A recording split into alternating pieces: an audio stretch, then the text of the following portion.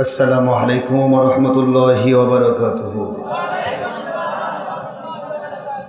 अल्हम्दुलिल्लाहि नहमदुहू व नस्तईनुहू व नस्तगफिरुहू व नु'मिनु बिही व नतवक्कलु अलैहि व नऊज़ु बिल्लाहि मिन शुरूरि अनफुसिना व मिन सय्यिआति अअमालिना।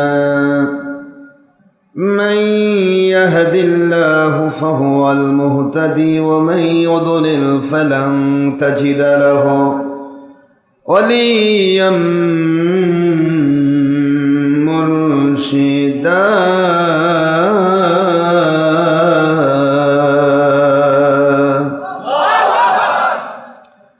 ونشهد أن لا إله إلا الله وحده لا شريك له ونشهد أن سيدنا وسندنا وحبيبنا ومولانا محمدا عبدا ونورا وبشرا شكورا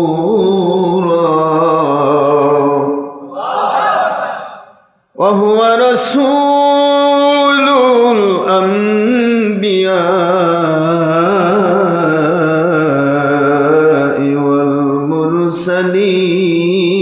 والمرسلين الذي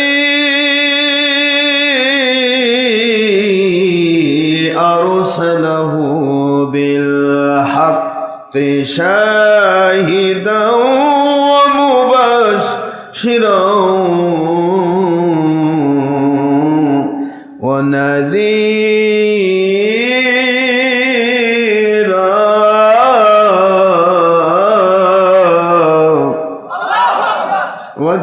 وداعيا إلى الله بإذنه وسراجا وشمسا ونورا وقمرا منيرا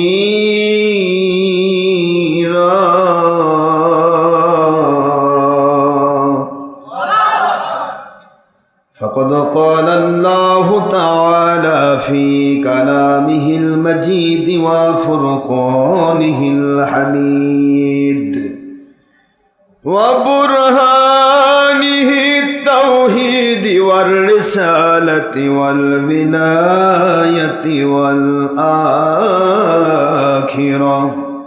أعوذ بالله من الشيطان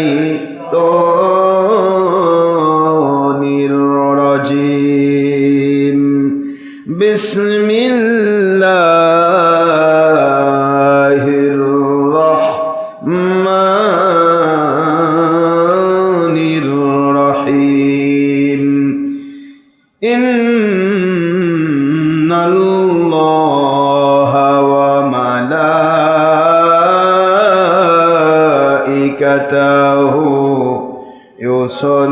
يصلون على النبي يا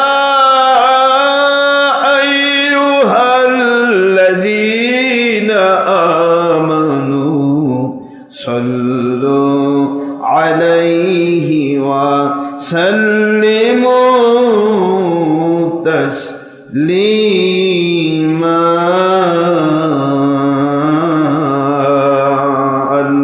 اللهم صل على سيدنا مولانا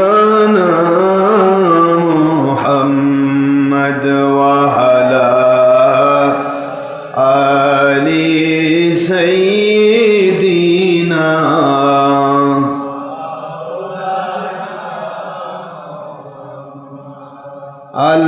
اللهم صل على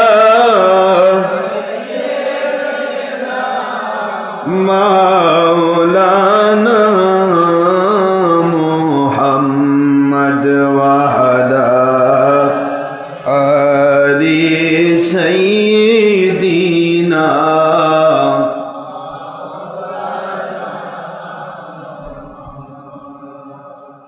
আমরা সবাই বড় বড় গুনাহগার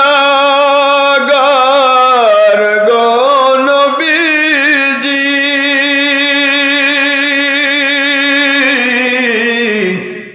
দুনিয়া ও দলের স্বার্থে আপনাকে চিনলাম না, সেই অপরাধে রোজ হাসরে, সেই অপরাধে বিপদের দিনে সুপারিশ করতে ভুলবেন না। আল্লাহুম্মা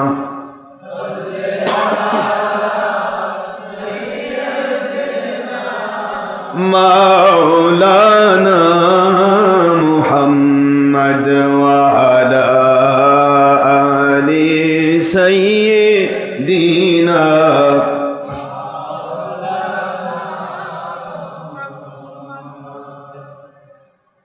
আই নবীজি স্বপ্নের মাঝে দিবেন বারবার দেখা, আই হাবিবি রুহানিয়াতের হালে দিবেন বারবার দেখা, আই নবীজি রোজ হাসরে দিবেন মুদের দেখা, থাকিবে না কো বন্ধু স্বজন, থাকিবে না কো মা বাবা সন্তান, থাকিবে না কো দুনিয়ার দল সম্পদ, কাঁদব যখন একা। আল্লাহুম্মা সাইয়্যিদিনা মাওলানা মুহাম্মদ ওয়া আলা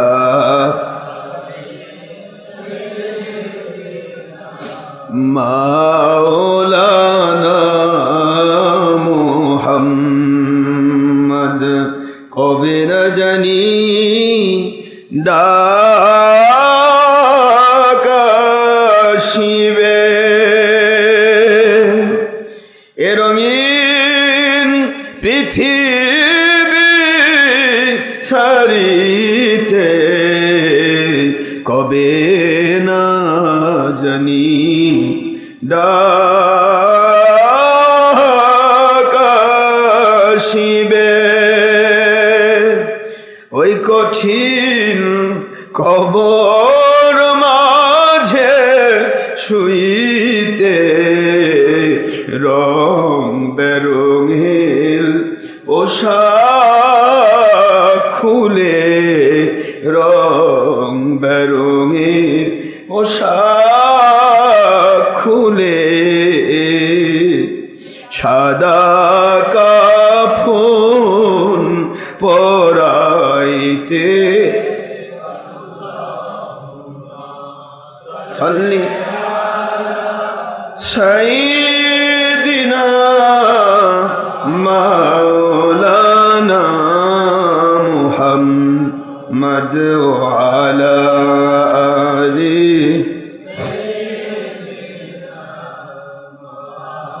লানা মুহাম্মদ। আখেরি নবীজি উনার উম্মত আমরা,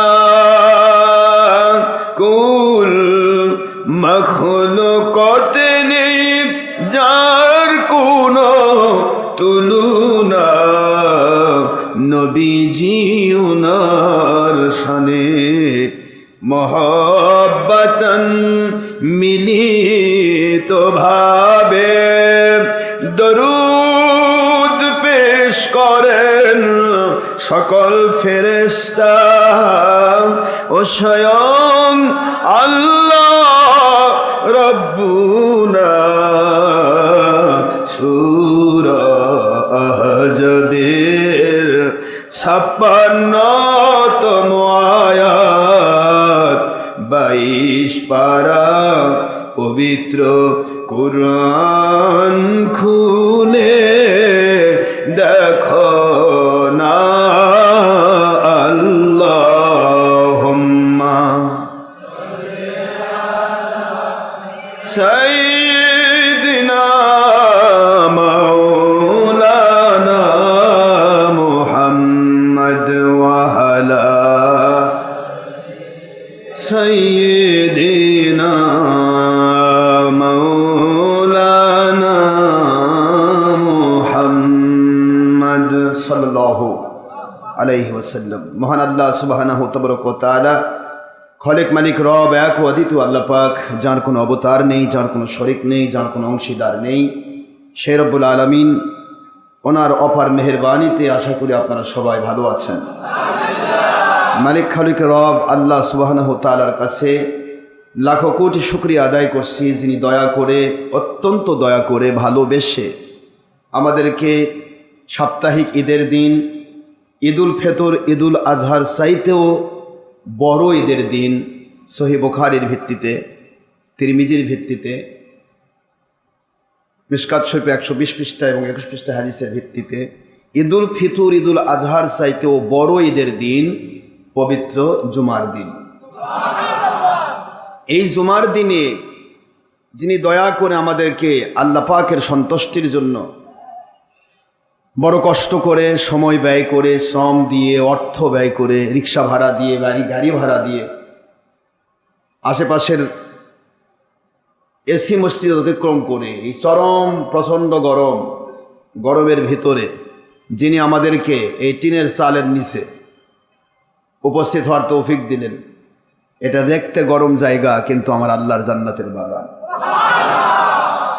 আল্লাহ পাকের জান্নাতের বাগান সেটাকেই বলা হয় হাদিসের ভাষায়, সহিহ বুখারীর হাদিসের ভাষায়, যেখানে কোনো গুনার কাজ হয় না, যেখানে আল্লাহ এবং রসুলের সন্তুষ্টির কথা হয়, কাজ হয়, ওই জায়গাটা হিলাকুজ জিকির, এটা জান্নাতের বাগান। রওদাতুম মির রিয়াদিল জান্নাহ।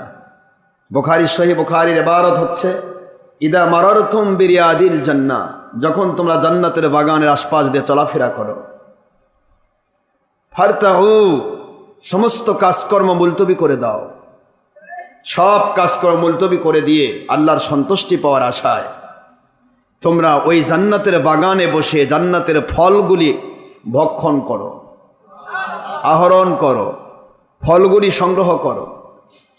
হুজুরকে জিজ্ঞাসা করা হলো, কিলা, বুখারীর ইবারত, ওমা রিয়াদিল জান্নাহ ইয়া রাসূলুল্লাহ সাল্লাল্লাহু আলাইহি ওয়াসাল্লাম, ইয়া নবী, ইয়া রাসূল, আয় আল্লাহর নবী সাল্লাল্লাহু আলাইহি সাল্লাম, কোনটি জান্নাতের বাগান? পৃথিবীতে অনেক জায়গা এরকম পাওয়া যাবে, কিন্তু জান্নাতের বাগান কোনটা?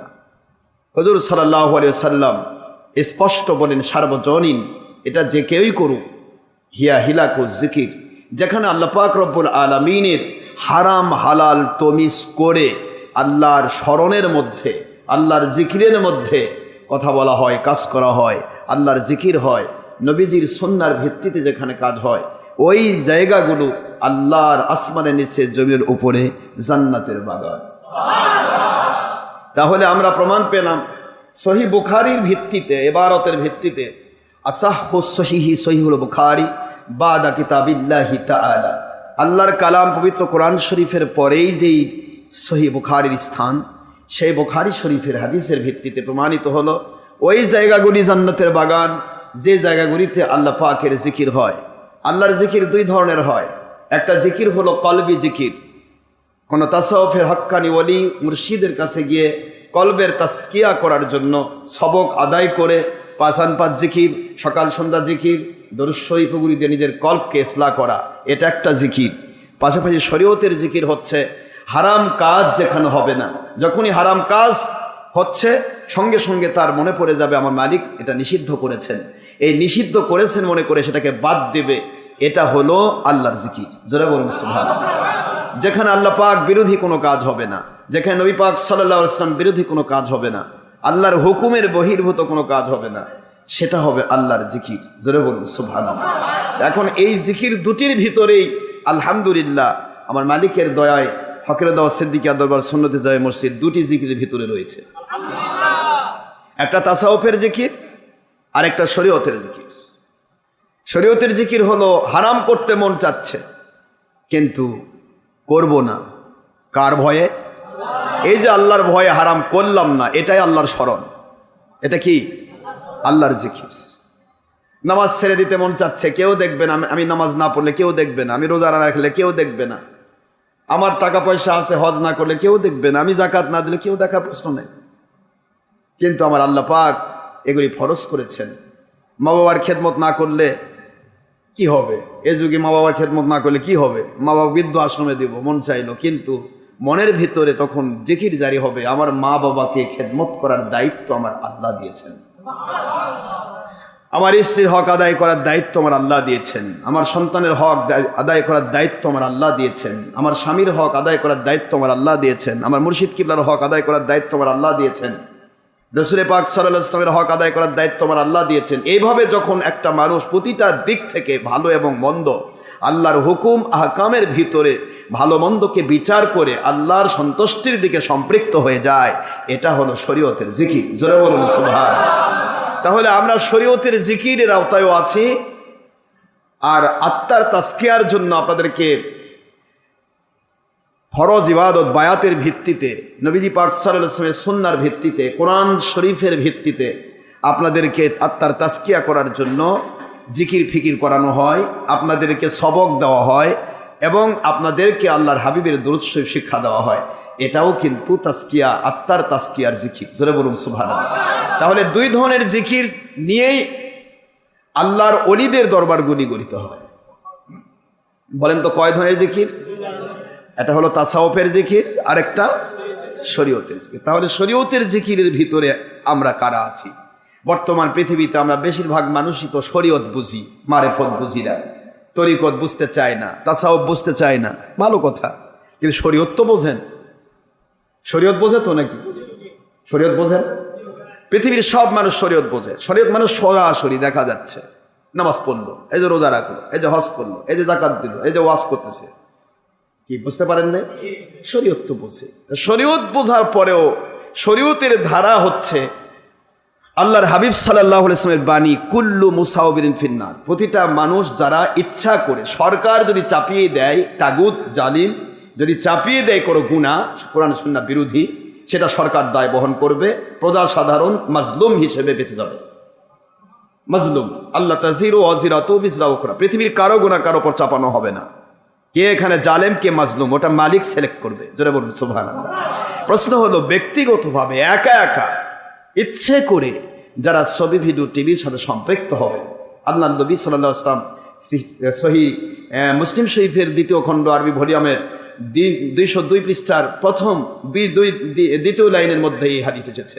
হুজুর পাক সাল্লাল্লাহু আলাইহি ওয়াসাল্লামের এই হাদিস এসেছে ফতুল বারি, আপনার মুসলিম শরীফের সরা, ফতুল মুলহিম, ফতুল মুনিম, মিশকাত, মিরকাত, আশাতুল উমাত, সদ্দারমি, দারে কুতনি, মুসনাদে আব্দুর রাজ্জাক, অসংখ্য প্রায় 353টা হাদিসের কিতাব। বুখারীতে এসেছে, হুজুর বলেন ততক্ষণ পর্যন্ত তারা জাহান্নামে থাকবে যতক্ষণ পর্যন্ত ছবির মধ্যে, তার বানানো ছবি, তার ভিডিওর মধ্যে জীবন দিতে না পারবে।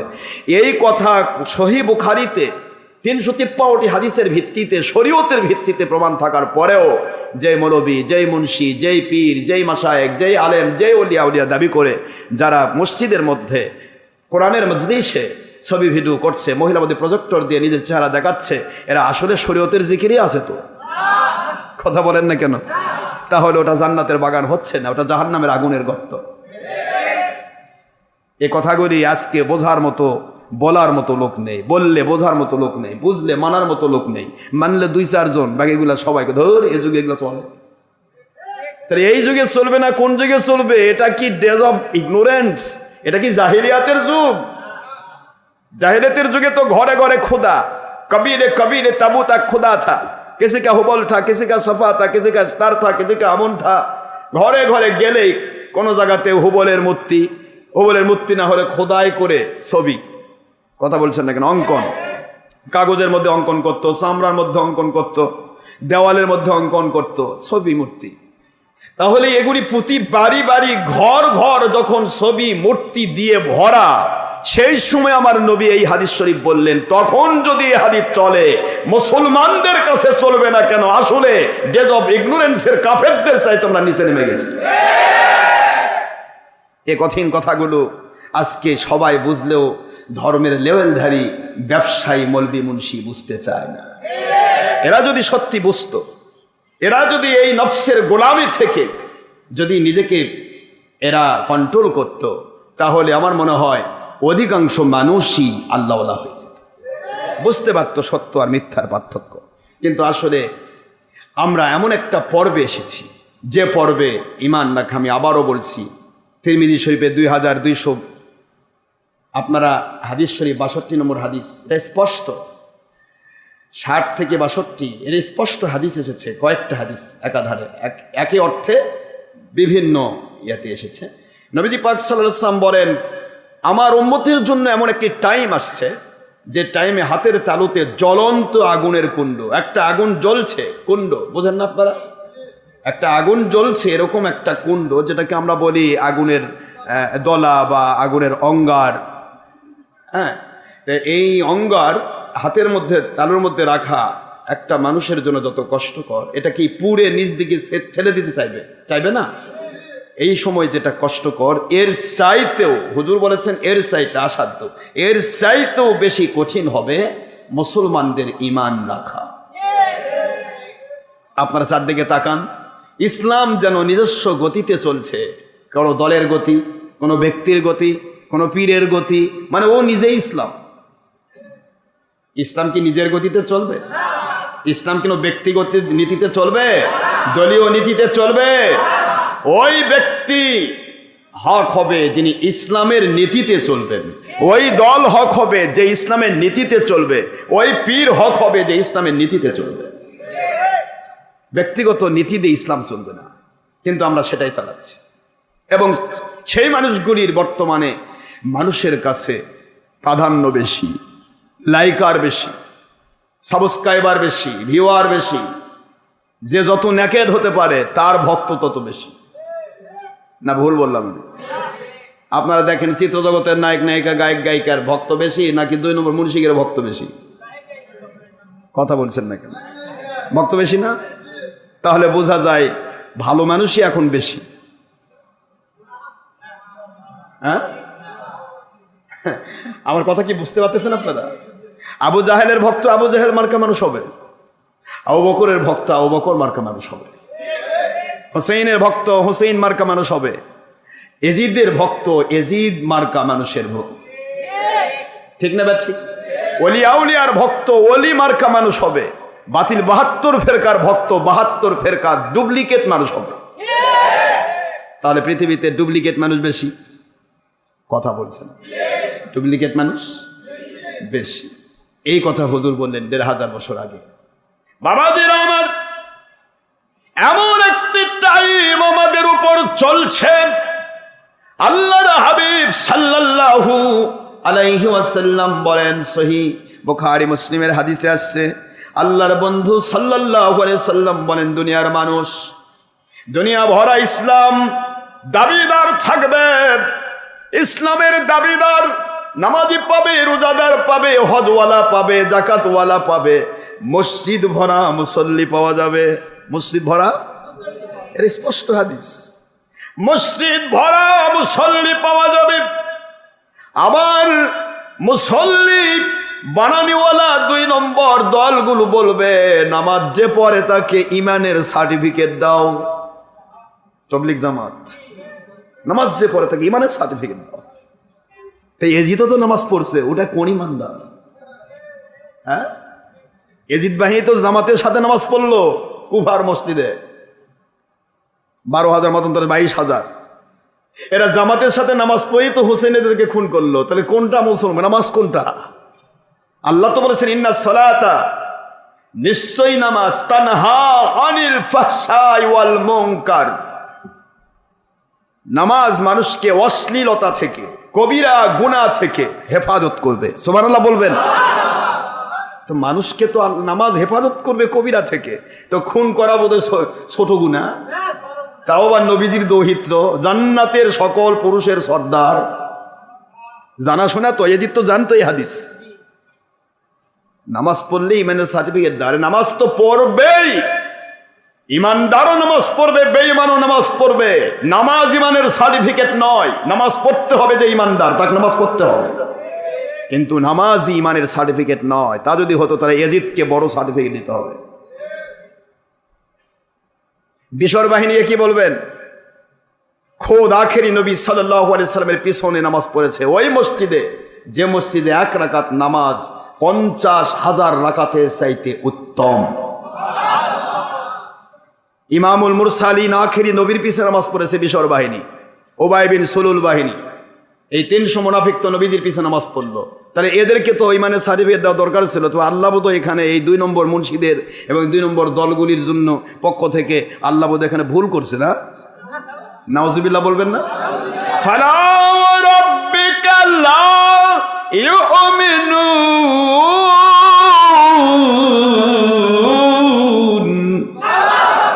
বন্ধু ও আমার হাবিবি, কখনোই নয় আমি আল্লাহ, আমি রব, আপনার প্রতিপালক, আপনার পরিচালক, আপনার স্রষ্টা, আপনার খালিক, আপনার মালিক, আপনার রব। আমি আল্লাহ কসম করে বলছি, লা ইউমিনুন,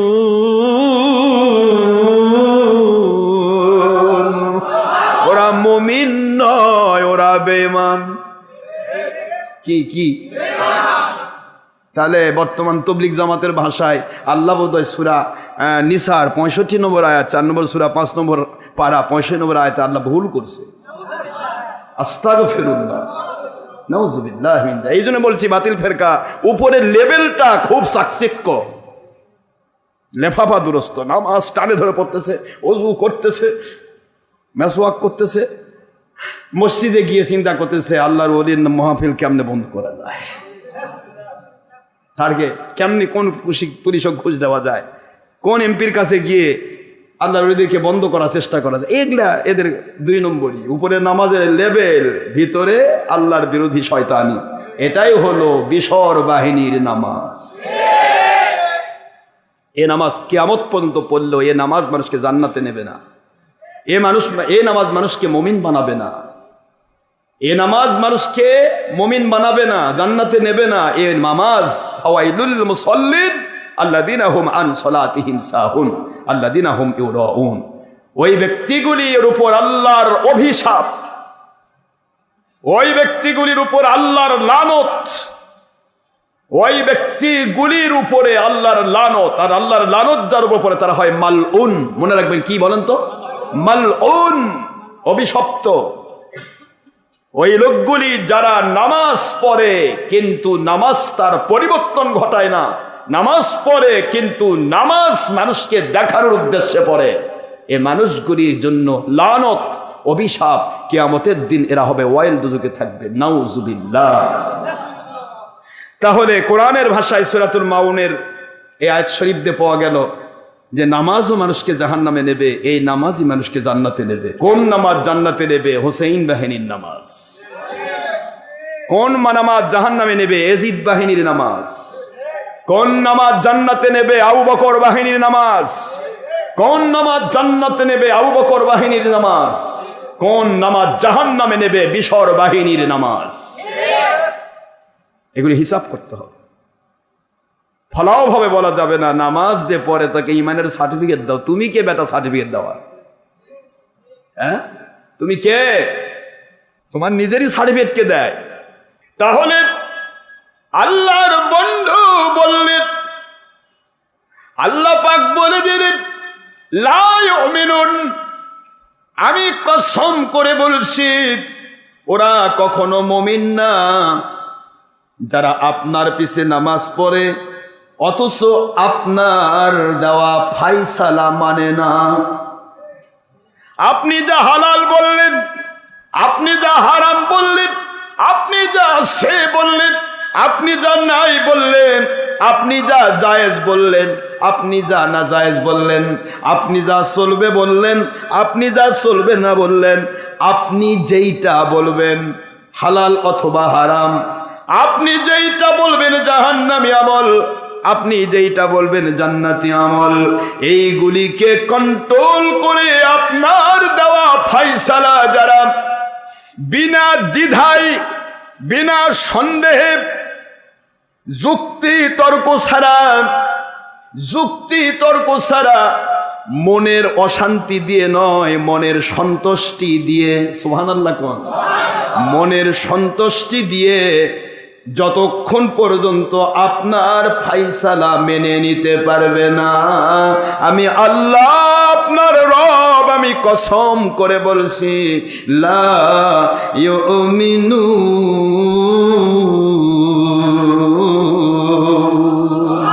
ওরা মুমিন নয়, ওরা বেঈমান।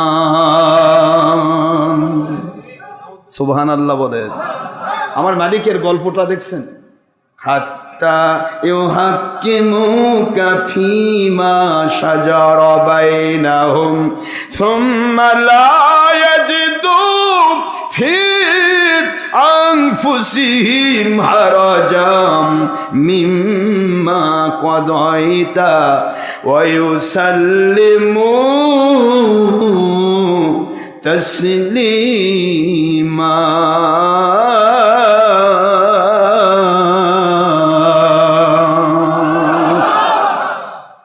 কোরআন শরীফের সূরাতুল নিসার 65 নম্বর আয়াত 4 নম্বর সূরা 5 নম্বর পারা মধ্যে অবতীর্ণ আইন, এই আইন দিয়ে আল্লাহ এই কথা বোঝালেন যে দুনিয়া ভরা মুমিন দাবিদার থাকবে। কিন্তু এই আয়াতের ব্যাখ্যায় হুজুর বলতেছেন, আল ঈমানু লা ইয়ারিজু ইলাল মদিনা, 76 সহিহ হাদিস, আল ঈমানু লা ইয়ারিজু ইলাল মদিনা। সারা জগতে আমলদার দেখা যাবে, মসজিদ ভরা মুসল্লি দেখা যাবে, কিন্তু ঈমান গুটিয়ে নিয়ে চলে যাবে মদিনায় রওজা পাকের দিকে। অবশ্যই লা ইয়ারিজু, অবশ্যই মদিনার দিকে গুটিয়ে, কেমন, কামা তারিজুল হাইয়াতু ফি জুহুরিহা, যেভাবে একটি সাপ যদি কোনো মানুষ দ্বারা তাড়িত হয়, এই সাপ যেরকম গর্তের ভিতরে ঢোকার চেষ্টা করে। হুজুরের দৃষ্টান্ত দেখছেন? আমার কথা কি বুঝতে পারতেছেন আপনারা? 76 সহিহ হাদিস দিয়ে আপনাদের বোঝাচ্ছে যে সাপ যেভাবে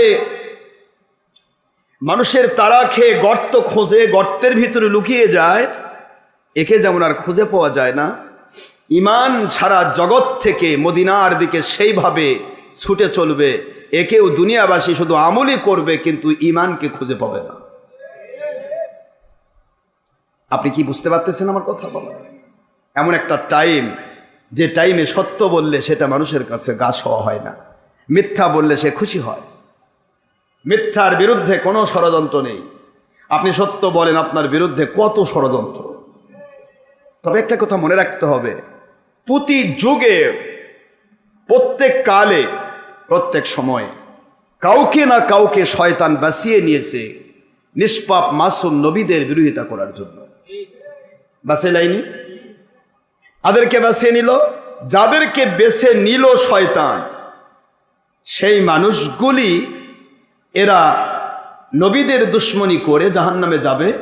আর নবী পাক সাল্লাল্লাহু আলাইহি ওয়াসাল্লাম সহ সকল নবী রাসূলগণ নিষ্পাপ মাসুম, তাদের ওই দুশ্মনীর কারণে তাদের আল্লাহ পাক রব্বুল আলামিন সারা জগতে তাদের মর্যাদা পৌঁছে দেবেন।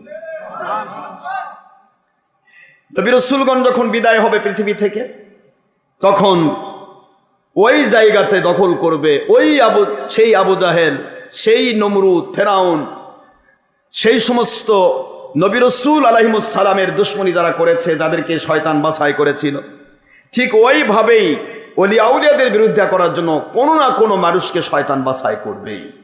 এখন এই বাছাই করা মানুষগুলোর ব্যাপারে নবী পাক সাল্লাল্লাহু আলাইহি ওয়াসাল্লাম বললেন, যে ওই মানুষগুলোই এই অলিদের মর্যাদা বৃদ্ধি করবে। যদি কোনো অলিদের বিরুদ্ধাচরণ করার জন্য কেউ লেগে যায়, সে ভালো হোক আর মন্দ হোক, কোনো মানুষ যদি, এ মানুষ যতই ভালো হোক আর মন্দ হোক, যখন ওলিয়া উলিয়ার বিরুদ্ধাচরণ করার লেগে যাবে, তখন বুঝবে যে এর কোনো না কোনো আমলের কারণে আল্লাহ পাক নারাজ হয়েছে, একে আল্লাহ পাক জান্নাতি দেখতে চাচ্ছে না, একে আল্লাহ পাক আল্লাহর বন্ধু হিসেবে দেখতে চাচ্ছে না, একে আল্লাহর দুশ্মন হিসেবে আল্লাহ দেখতে চান।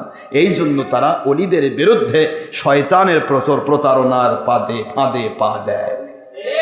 আমার কথা কি বুঝে এসেছে? শয়তানের প্রতারণার ফাঁদে তারাই পা দেবে যাদের কোনো না কোনো আমলে আল্লাহ পাক নারাজ হয়েছেন। কারণ আল্লাহ পাক বোঝাচ্ছেন, ওমান আদানি ওলিয়ান ফাকাদ আযানতুহু বিল হারব। যে ব্যক্তি কোনো হক্কানি ওলির দুশমনি করবে, আমি আল্লাহ তার বিরুদ্ধে যুদ্ধ ঘোষণা করি। এখন আপনি ভালো করেই বুঝবেন, পৃথিবীর যে কোনো ব্যক্তিকে বুঝবেন, যুদ্ধ কে কার বিরুদ্ধে করে। যুদ্ধ করে তার বিরুদ্ধে যে ব্যক্তিকে শত্রু বনা করা হয়।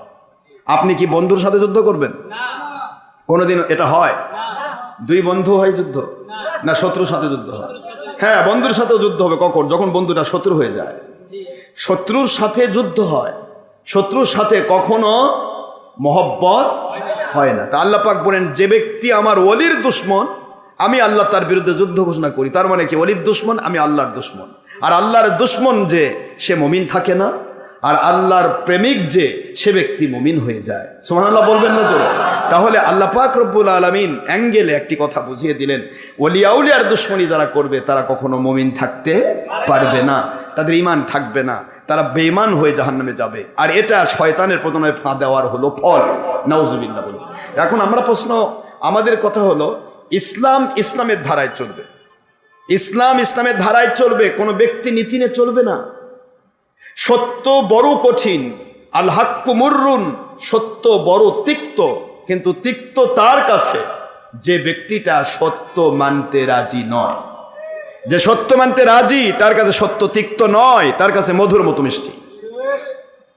আপনাদের খুব কষ্ট হচ্ছে না? অনেক গরম, আমি তাড়াতাড়ি শেষ করে দেব। শুধুমাত্র আপনাদেরকে এইটুকু বোঝাতে চাচ্ছি, কষ্ট করে এসেছেন, এর রেজাল্ট আমার আল্লাহর কাছে আছে না নাই? হাদিস শরীফে এসেছে, কিয়ামতের দিন যে তপ্ত হবে গোটা হাসরের মাঠ। আপনারা সবাই জানেন এটা সবাই ওয়াজ করে। হাসরের মাঠ তপ্ত হবে কিরকম? পুড়ে, মাটি পুড়ে তামা হয়ে যাবে, আগুন পা যেখানে দিবে সেটাও আগুন। উপরের দিকে টকবক করছে মাথার মগজ। সূর্য যেখানে পৃথিবীর থেকে 9,30,00,000 মাইল দূরে প্রায় এখন তাপ দিচ্ছে, এই তাপই সহ্য করা কত কঠিন। আর তখন হবে আধা হাত মতান্তরে আধা মাইল, যেটাই হোক, আধা মাইল দূর থেকে সূর্য 12টি, এখন তো একটা, তখন হবে 12টি মুখ। কয়টা মুখ? এখন বলেন তো কি হবে পৃথিবীর অবস্থা? এই তপ্ত জায়গায় সেই মানুষগুলি কোনো কষ্ট অনুভব করবে না যারা পৃথিবীতে অর্থের কারণে, অসুস্থতার কারণে, মন দেন, অসুস্থতার কারণে, অর্থের কারণে স্যাক্রিফাইস করেছে, পাইছে, পায় নাই, অসুস্থতার কারণে কষ্ট পেয়েছে। তারপরে পৃথিবীতে দরিদ্র ছিল, দিন আনে দিন খায়, খাইতে পায় না, অসুস্থতায় হয়রান পেরেশান। এই মানুষগুলি যে ধৈর্য ধারণ করে, পৃথিবীতে যে কষ্টটা অনুভব করলো 1 কিঞ্চিত, এই 1 কিঞ্চিত পরিমাণ কষ্ট কিয়ামতের ওই বিপদ থেকে তাকে উদ্ধার করবে। তাহলে আজকে যারা এসির মধ্যে নামাজ পড়তেছে আর আপনি এখানে টিনের চালের নিচে নামাজ পড়তেছেন, অবশ্যই কিছু পার্থক্য থাকবে। একটু বুঝে আসে আমার কথা? না বুঝে আসে না? না, এগুলা কথা বুঝে আসবে না। হয় হুজুর গরম খাচ্ছি আর আপনি খালি গরম, তো এটাই গরম, তো আমিও খাচ্ছি, এটা আবার এসি না, কিন্তু এটাও আবার মনে ভাববে হুজুর এসি খাচ্ছে আমাদের গরমের মধ্যে রাখছে। শয়তান তো ধোকা দেওয়ার হাজার প্রকরণ দিচ্ছে। এটাও আবার আমি কিনিও নি, আমার এক মুরিদ ভক্ত দিছে, তাই ওই ওর মধ্যে একটু পানি দিয়ে বরফ দিয়ে বাতাস দেয়, যাতে করে এই যে কথা বলতেছি, কথার কারণে যে কষ্টটা, হিটটা, এই হিটটা যেন না হয়, এই জন্য আমার ওই যে আমাদের কি প্রিন্সিপাল সাহেব, নেটপুর প্রিন্সিপাল সাহেব, তিনি তাঁর বাড়ির ওই এয়ার কুলার টেনে সেখানে দিছে। আমি এটাও কিনিনি, যদি আমি কিনিয়েছি তাহলে আপনাদের সবার জন্য কিনবো ইনশাআল্লাহ। বলেন একটু জোরে বলেন ইনশাআল্লাহ। আমি যদি কিনি তাহলে সবার জন্য কিনবো। আমি কিনি নাই, আমার নিজের জন্যও কিনবো না। প্রশ্ন হচ্ছে আপনারা কষ্ট পাচ্ছেন আমি জানি, কিন্তু এই কষ্টটার কারণটা কি? রাসূল পাক সাল্লাল্লাহু আলাইহি ওয়াসাল্লাম যখন সাহাবায়ে কেরামদেরকে নিয়ে হুজুর কাজ করছিলেন, হকের কাজ, সেই সময়ে সাহাবায়ে কেরাম কি এসির মধ্যে ছিল? আর আরবের তাপ আর বাংলাদেশের তাপ একরকম, আপনারা তো বোঝেন সব। এটা নাতিশীতোষ্ণ এরিয়া, নয় ঠান্ডা নয় গরম, নয় অতি শীত নয় অতি উষ্ণ, নাতিশীতোষ্ণ। এখন এই যে শীত নয় উষ্ণ নয়, ঠান্ডা নয় গরম নয়, এটা হলো আমার দেশ, সুজলা সুফলা শস্য শ্যামলা ওলিয়া উলিয়ার এই বাংলাদেশ, সুবহানাল্লাহ। কিন্তু প্রশ্ন হলো সৌদি আরবিয়া কি? পাথর পাহাড়গুলি আগুন ছড়াচ্ছে, পাহাড়ের উপরে মরুভূমি, একদিকে মরুভূমির বালু, সেটাও তাপ, বালির উপরে যখন রোদের তাপ পড়ে বালি গরম হয় না? বালি গরম হয়ে যায়, পানি গরম হয়ে যায়, আর বালি তো পড়ে, পানি গরম হয় না? আপনারা যেই সমস্ত ট্যাঙ্কিগুলি রোদের মধ্যে আছে, ওই ট্যাঙ্কির পানিতে ওযু করতে কেমন লাগে? হ্যাঁ, তাহলে পানিও রোদের তাপে গরম হয়, সেখানে বালি তো আরো আগুন। এদিকে মরুভূমির বালু গরম, আরেকদিকে পাহাড়, একটা পাহাড়ও মাটির নাই ওখানে, সব পাহাড় কিসের? পাথরে কি তাপ পড়লে কি ঠান্ডা হয় না আগুন হয়? আগুনের মতো গরম। তার মধ্যে আবার লৌহ বাতাস, বায়ু যখন বয় তখন ওই সূর্যের তাপে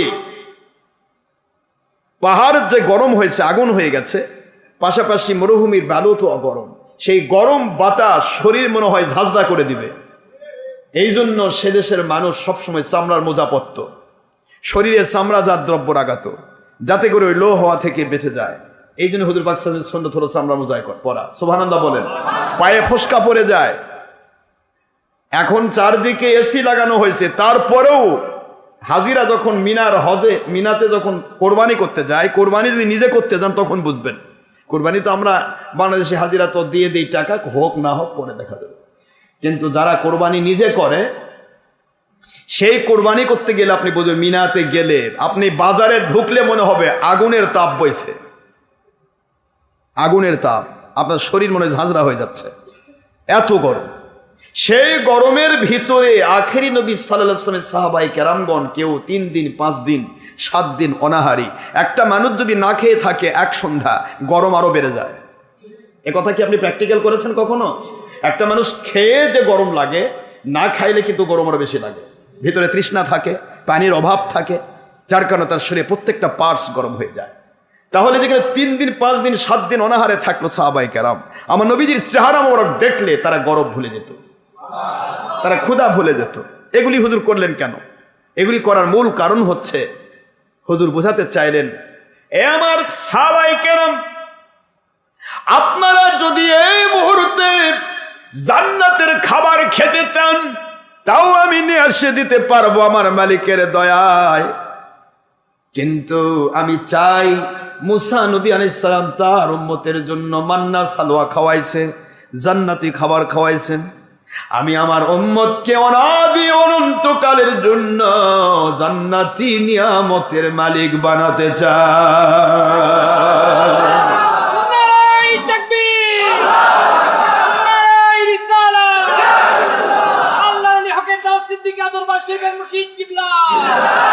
জান্নাতি নিয়ামত আমি দুনিয়ার ক্ষণস্থায়ী জীবনে চাই না, কারণ একটাই, আমার উম্মত সবচাইতে বেশি কষ্ট করেছে।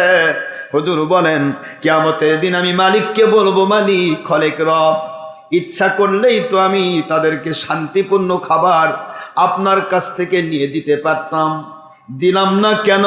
কারণ ওই অস্থায়ী জগতে দুনিয়ার ভিখারি যারা হয়, একজন ভিখারি দুনিয়ার সাধারণ কোন অপরিচিত আনসিন এরিয়ার মধ্যে, অপরিচিত জায়গার মধ্যে অপরিচিত একজন ভিখারি, অপরিচিত আননোন একজন মানুষের কাছে সাহায্য চাইলে 10 টাকা হোক, 5 টাকা হোক, 2 টাকা হোক, 1 টাকা হোক দিয়ে দেয়।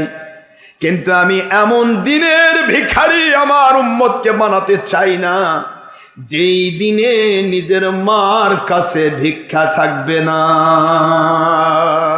আল ইয়াউমা ইয়াফিরুল মারউ মিন আখিহি ওয়া উম্মিহি। বুঝতেছেন আপনারা? আল্লাহ কোরআন শরীফের সূরাতুল আবাসা লাস্টের আয়াতগুলি খুলে দেখেন, 30 পারা। আল ইয়াউমা ইয়াফিরুল মারউ মিন আখিহি ওয়া উম্মিহি ওয়া সাহিবাতিহি ওয়া বানিহি লিকুল্লি ইমরিইম মিনহুম ইয়াউমাইযিন শানুন ইউগনিহি। ওই দিন ইয়াউমা ইয়াফিরুল মারউ মিন আখিহি ওয়া উম্মিহি, ওই দিন ভাই তার ভাইয়ের কাছে বলবে, ভাই রে, আজকে আমার একটি মাত্র নেক, একটা নেক আমার শর্ট পড়েছে, ওই নেকটুকু হলে আমি জান্নাতে যেতে পারবো। তুমি আমার ভাই, এত ভালোবাসা দিয়েছ বড় ভাই, আমার জীবনে কত ভালোবাসা দিয়েছ, আমার পেশাব পায়খানা পর্যন্ত তুমি গ্রহণ করেছ, আমাকে কোলে কাঁখে মানুষ করেছ, আজকে একটি নেকি তুমি আমাকে দাও। ভাই বলবে, কিসের ভাই? দুনিয়াতে আমার কোনো ভাই ছিল না। বানানো গল্প করতেছি, কোরআনের বাণী বলতেছি। ইয়াউমা ইয়াফিরুল মারউ মিন আখিহি ওয়া উম্মিহি ওয়া আবিহি ওয়া সাহিবাতিহি ওয়া বানিহি। প্রত্যেকটা আইন দেখেন, আখিহি প্রথম না হলো ভাই, এখানেও আল্লাহ পাকের বিধানের ব্যাপার আছে। প্রত্যেকটা জিনিসের অবশ্যই হাকিকত আছে না নাই? মা বাবা বাদ দাগে ভাই না হলো কেন? বলেন কেন ভাই না হলো? মা বাবার দাগে আল্লাহ ভাই নিলে কেন? আল ইয়াউমা ইয়াফিরুল মারউ মিন আখিহি। পৃথিবীতে ভাই বেশিরভাগ, ভাই হয় সহোদর, ভাই হয় বৈমাত্রীয়, ভাই হয় বৈপিত্রেয়, ভাই হয় মমিন মমিনের ভাই। কথা বলছেন না কেন জোরে? ভাই কিন্তু সবাই। এই জন্য আল্লাহ প্রথমে ভাই নিয়েছেন, যে ভাই ভাইকে অস্বীকার করবে, বলবে আমার কোনো ভাই নাই, তুমি কোথায় ভাই হয়েছ। পরে নিয়েছে সবচাইতে বেশি দুনিয়ার মানুষ ভালোবাসে মাকে, মাও ভালোবাসে সবচাইতে বেশি তার সন্তানকে। সন্তানের জন্য মা জীবন দিতে রাজি থাকে, সন্তানের জন্য মা 10টি মাস ধরে সন্তানকে কোলের মধ্যে পেটের ভিতরে বহন করে, যেখানেই যায় বহন করে নিয়ে যায়।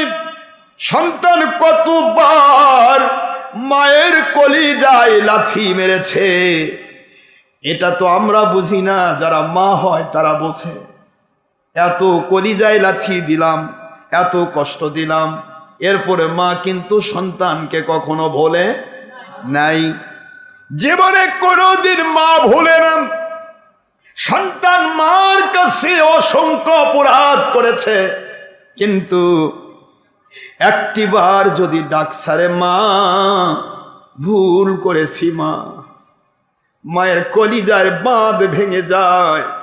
বাবা ভুল করেছো, কি হয়েছে? তুমি তো আমার সন্তান, তোমার জন্য আমি জীবন দিতে প্রস্তুত, তুমি ভুল করেছো, এটাই তো যথেষ্ট স্বীকার করেছো, আমি মা তোমাকে ক্ষমা করে দিলাম। কত ঘটনা মা নিয়ে, কত ঘটনা বাবা নিয়ে।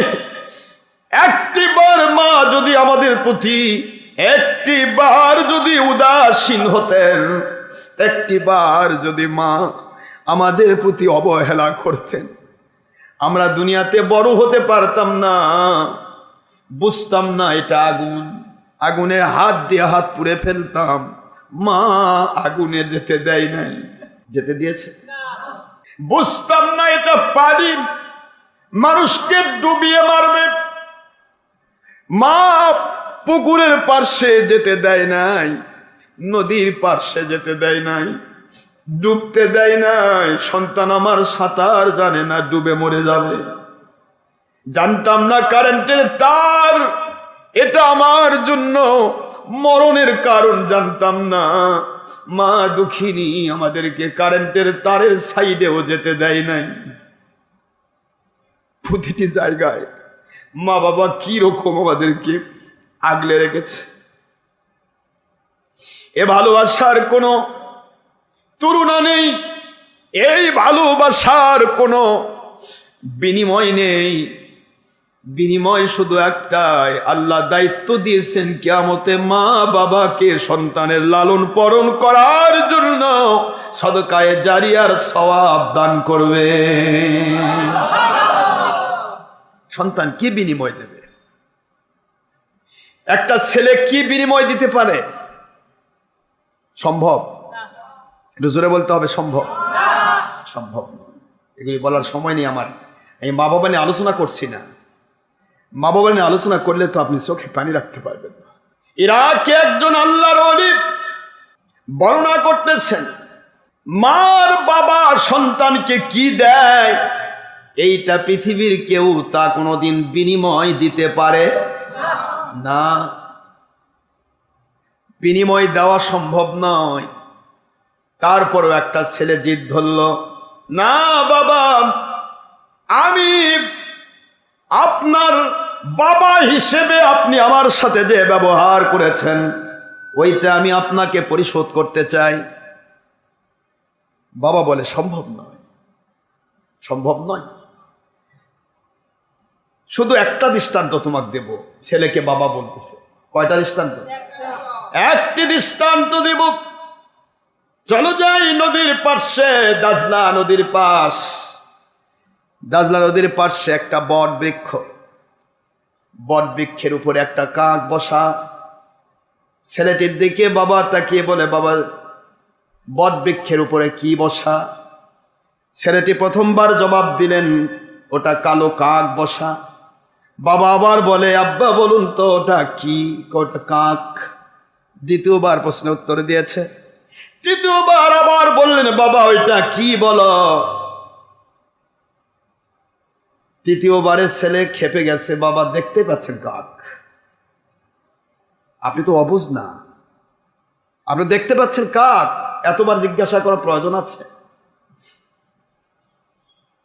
বাবা বলতেছে, ছেলে এই যে ব্যাপারটি শুধু তোমার মেজাজ, তোমার ভিতরে যে মেজাজ, ওই মেজাজ যদি আমি বাবার ভিতরে থাকতো, যখন তুমি কেবল কথা বলা শিখেছ, বাবা বলো মা বলো এটা কি ওটা কি বলা শিখেছ, এই বটবৃক্ষের নিচেই বসা ছিলাম, উপরে একটি কাক বসা ছিল, ওই দিন তুমি এই কাক নিয়ে আমাকে 99 বার প্রশ্ন করেছো।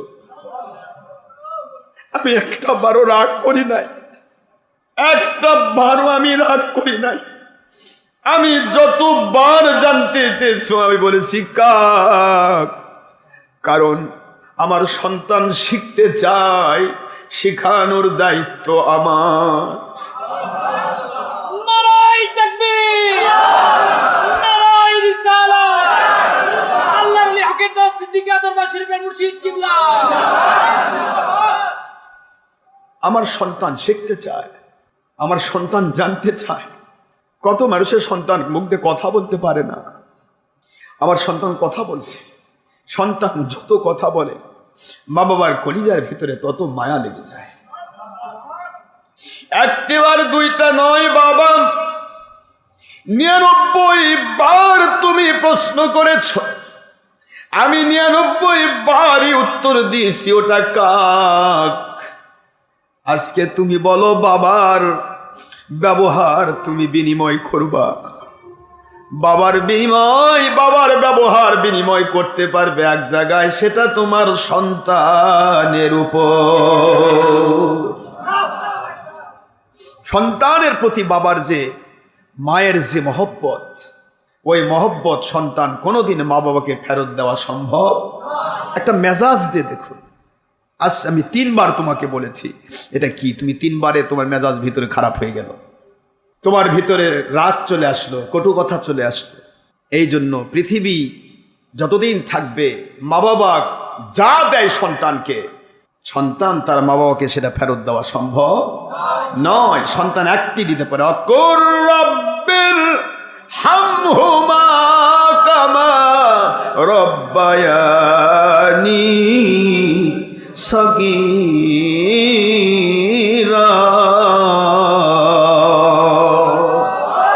সবাই পড়ুন, অকুর রব্বিল হামহুমা কামা রব্বায়ানি সগীরা।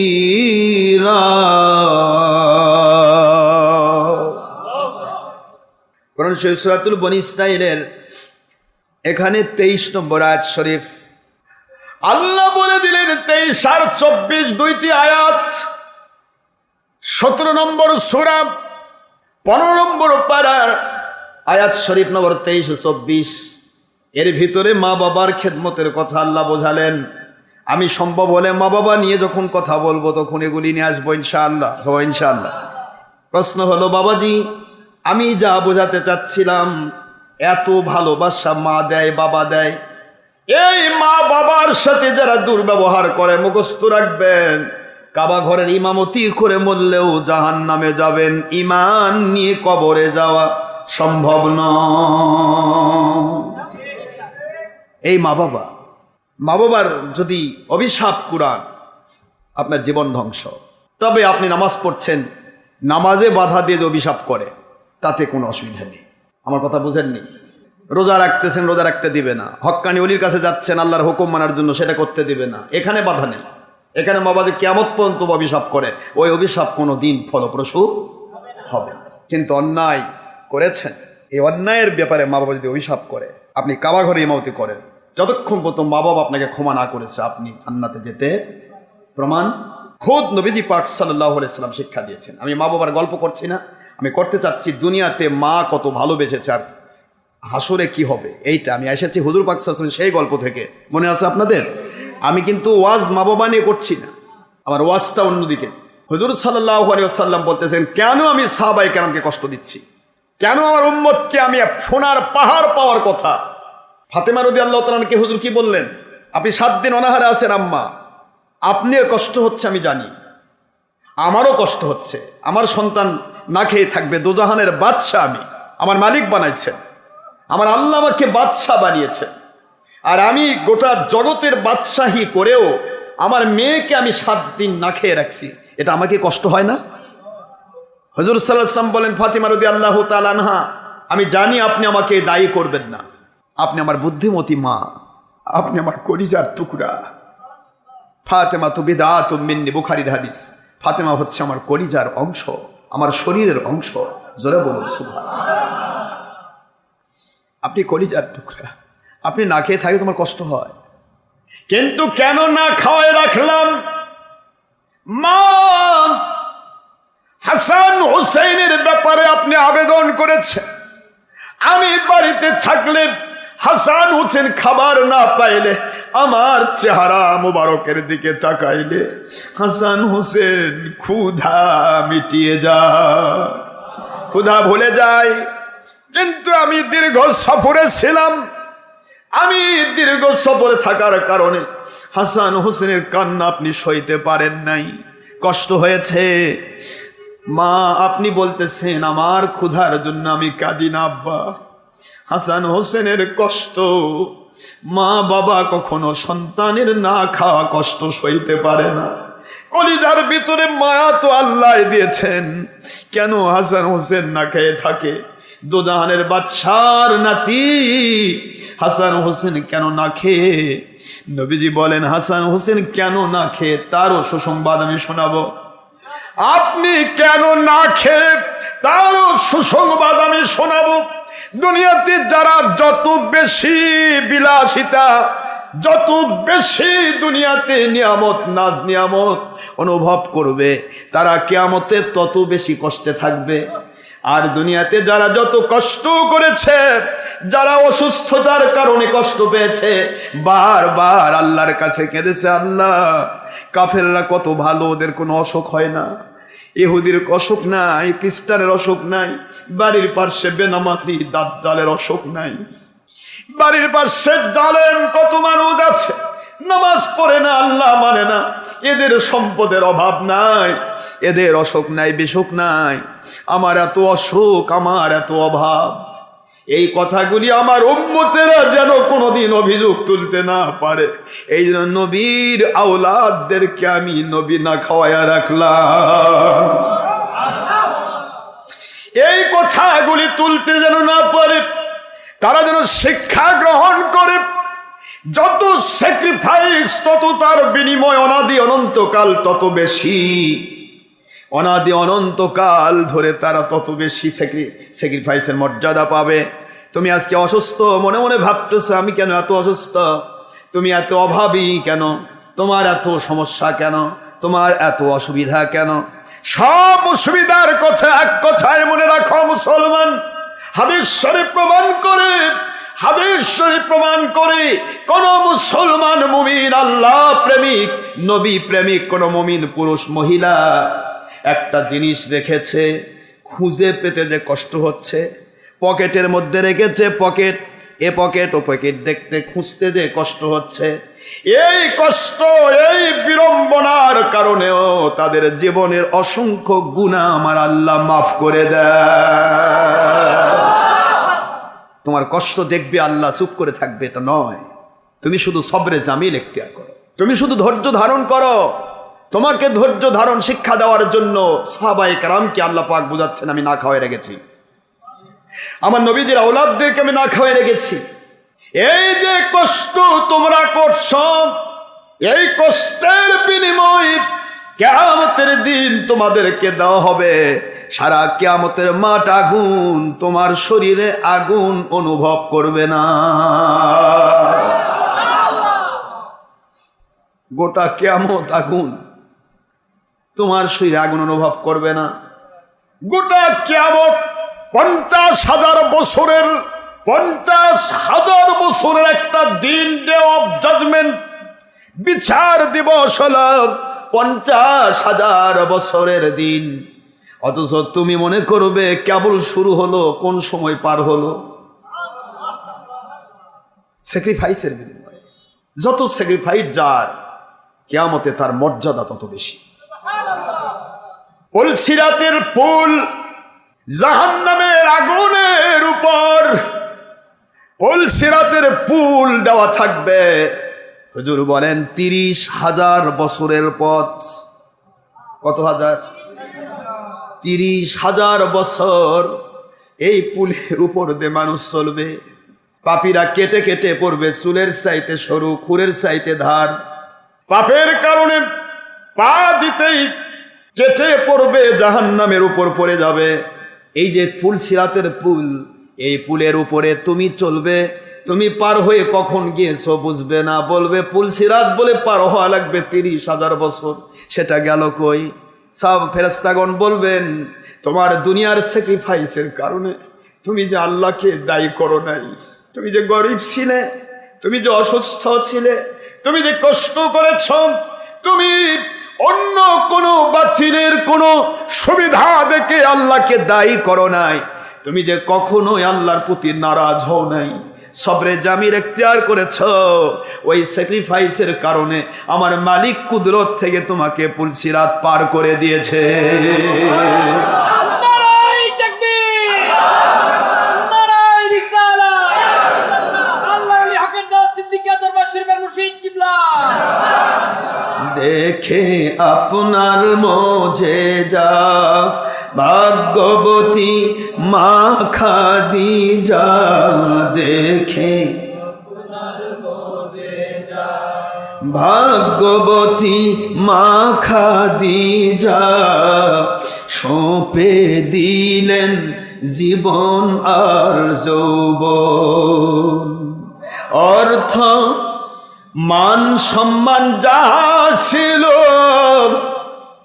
চরণে আপনায় সঁপে দিলেন, অর্থ মান দৌলত যা ছিলেন চরণে আপনায় সঁপে দিলেন, বানাইলেন জান্নাতের আপন। দয়ার নবী ইমানের নবীজি, আপনি আমার জীবনের জীবন। দয়ার নবী ইমানের নবীজি, আপনি আমার জীবনের জীবন। দেখি ইয়া হযরত বিল্লাল, প্রেমেতে হইয়া মাতাল। দেখি ইয়া হযরত বিল্লাল, প্রেমেতে হইয়া মাতাল। শৈলেন উমাইয়ার কত জ্বালাতন, সুবহানাল্লাহ। সইলেন নিজ মালিকের কত জ্বালাতন। দেখেন বেলালের প্রেম ভক্তি, কৃতদাস থেকে দিলেন মুক্তি।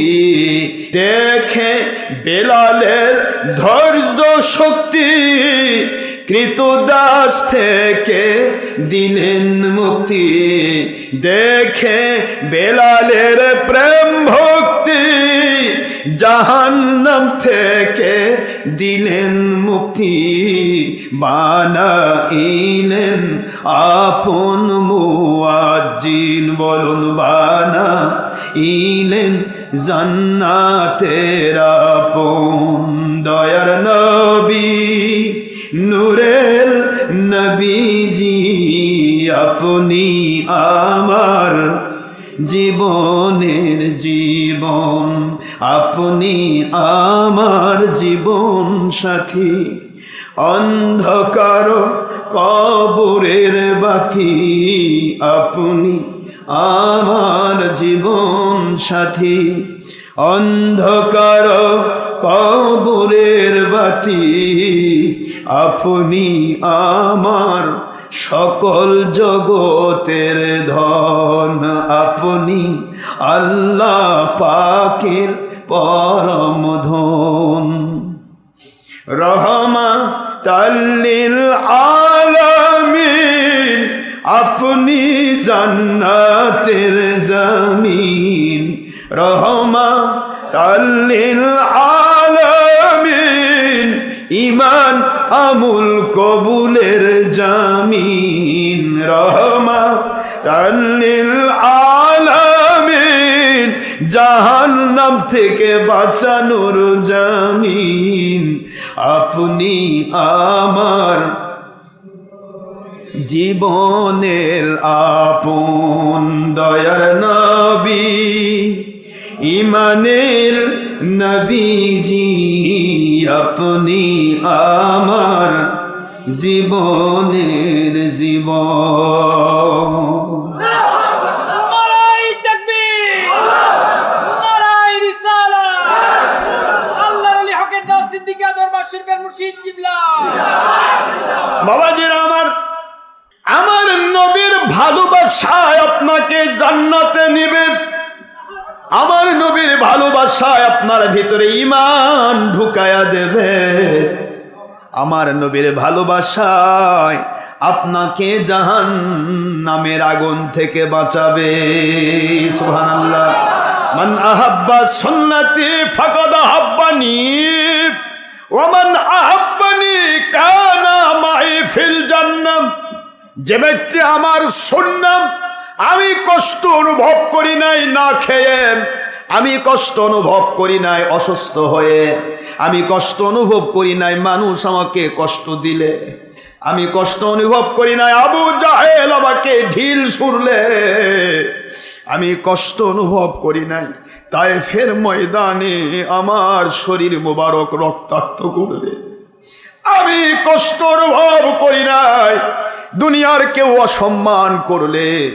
আমার সুন্নাতকে ভালোবেসে যারা এই কাজগুলি করবে, অসুস্থ হয়েও সে কষ্ট অনুভব করবে না, আল্লাহকে কখনোই দায়ী করবে না, অভাবী হয়েও যে কোনো আল্লাহর সাথে কখনো কোনো প্রকার আল্লাহ পাককে দায়ী করবে না, কষ্ট অনুভব করবে না। প্রতিটা ক্ষেত্রে যে আমি নবীর সুন্নাহকে প্রাধান্য দিল, আল্লাহর বন্ধু বললেন ফাকাদ আহাব্বানি, সে আমি আল্লাহর বন্ধুকে ভালোবাসা দিল। আর আমাকে যে ভালোবাসা দিল রে, কানা মাই ফিল জান্নাহ ওয়া মান আহাব্বানি, নুনে বেকায়ায় মুতাকাল্লিম, যে ব্যক্তি আমি নবীকে ভালোবাসা দিতে পারলো, শুনে নাও তারা জাহান্নামের আগুনে তো যাবেই না, তারা আমি নবীর সাথে নবী রাসূলদের জন্য তৈরি জান্নাতুল ফেরদৌসের সাথী হয়ে থাকবে। একটিবার চিন্তা করুন মুসলমান, আমার নবী নবীজি কি ঘোষণা দিলেন, কানা মাই ফিল জান্নাহ, যে ব্যক্তি আমার মহব্বতের মানুষ সে আমার সাথে জান্নাতে থাকবে। আমার নবী তো যেন তেন জান্নাতে থাকবে না। দুনিয়ার সাধারণ মানুষ যে জান্নাতে থাকবে, নবী রাসূলের জান্নাত কি একই রকম? ইন্নাল্লাযীনা আমানু ওয়া আমিলুস সলিহাতি কানাত লাহুম জান্নাতুল ফিরদাউসি নুজুলা।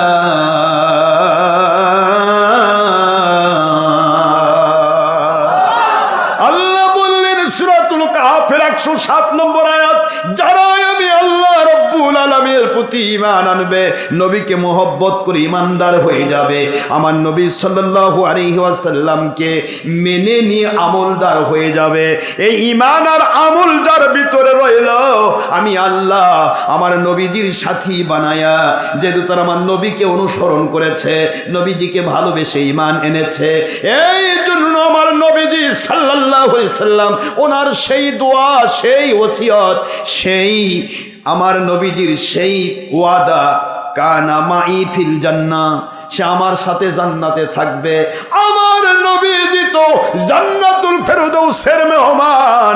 আমার মুমিনে কামিলেরা শোনো, আমার নবীর সাথে তোমাকে জান্নাতুল ফেরদৌসে আমি সাথী বানাতে চাই।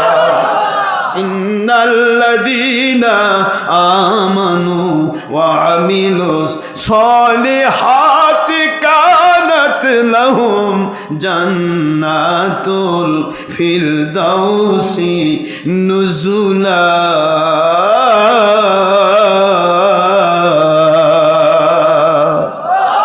আল্লাহ বললেন, মুমিনে কামিলরা তোমাদের স্যাক্রিফাইসকে আমি কবুল করি।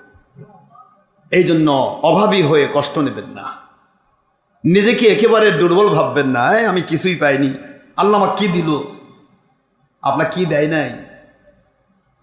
যে ইমানের বিনিময়ে আপনি 10 পৃথিবী সমান জান্নাত পাবেন অনাদি অনন্তকালের জন্য, সেটা কি আল্লাহ দেয় নাই? তাহলে কাফেরকে তো ওইটা দেয় নাই। তা কাফেরকে দুনিয়াতে একটু আলু কুমড়া কদু ভালো করে খাওয়াবে না তো কি খাওয়াবে ওদের? কথা বলেন নাকি? আপনি অনাদি অনন্তকাল, যার কোনো শেষ নেই, যে সময়ের কোনো শেষ নেই, অনাদি অনন্তকাল আপনি আসমান জমিনের সমান শুধু নয় 10 পৃথিবীর সমান জান্নাত নিয়ে থাকবেন। সেই ঈমান আপনাকে দিয়েছে, কি দেয়নি আপনাকে? একটু অসুস্থ হয়েছেন তাই মন খারাপ করা লাগবে? একটু অভাব হয়েছে তাই মন খারাপ করতে হবে? আপনি একটু বিপদে আছেন তাই মনে খারাপ করতে হবে?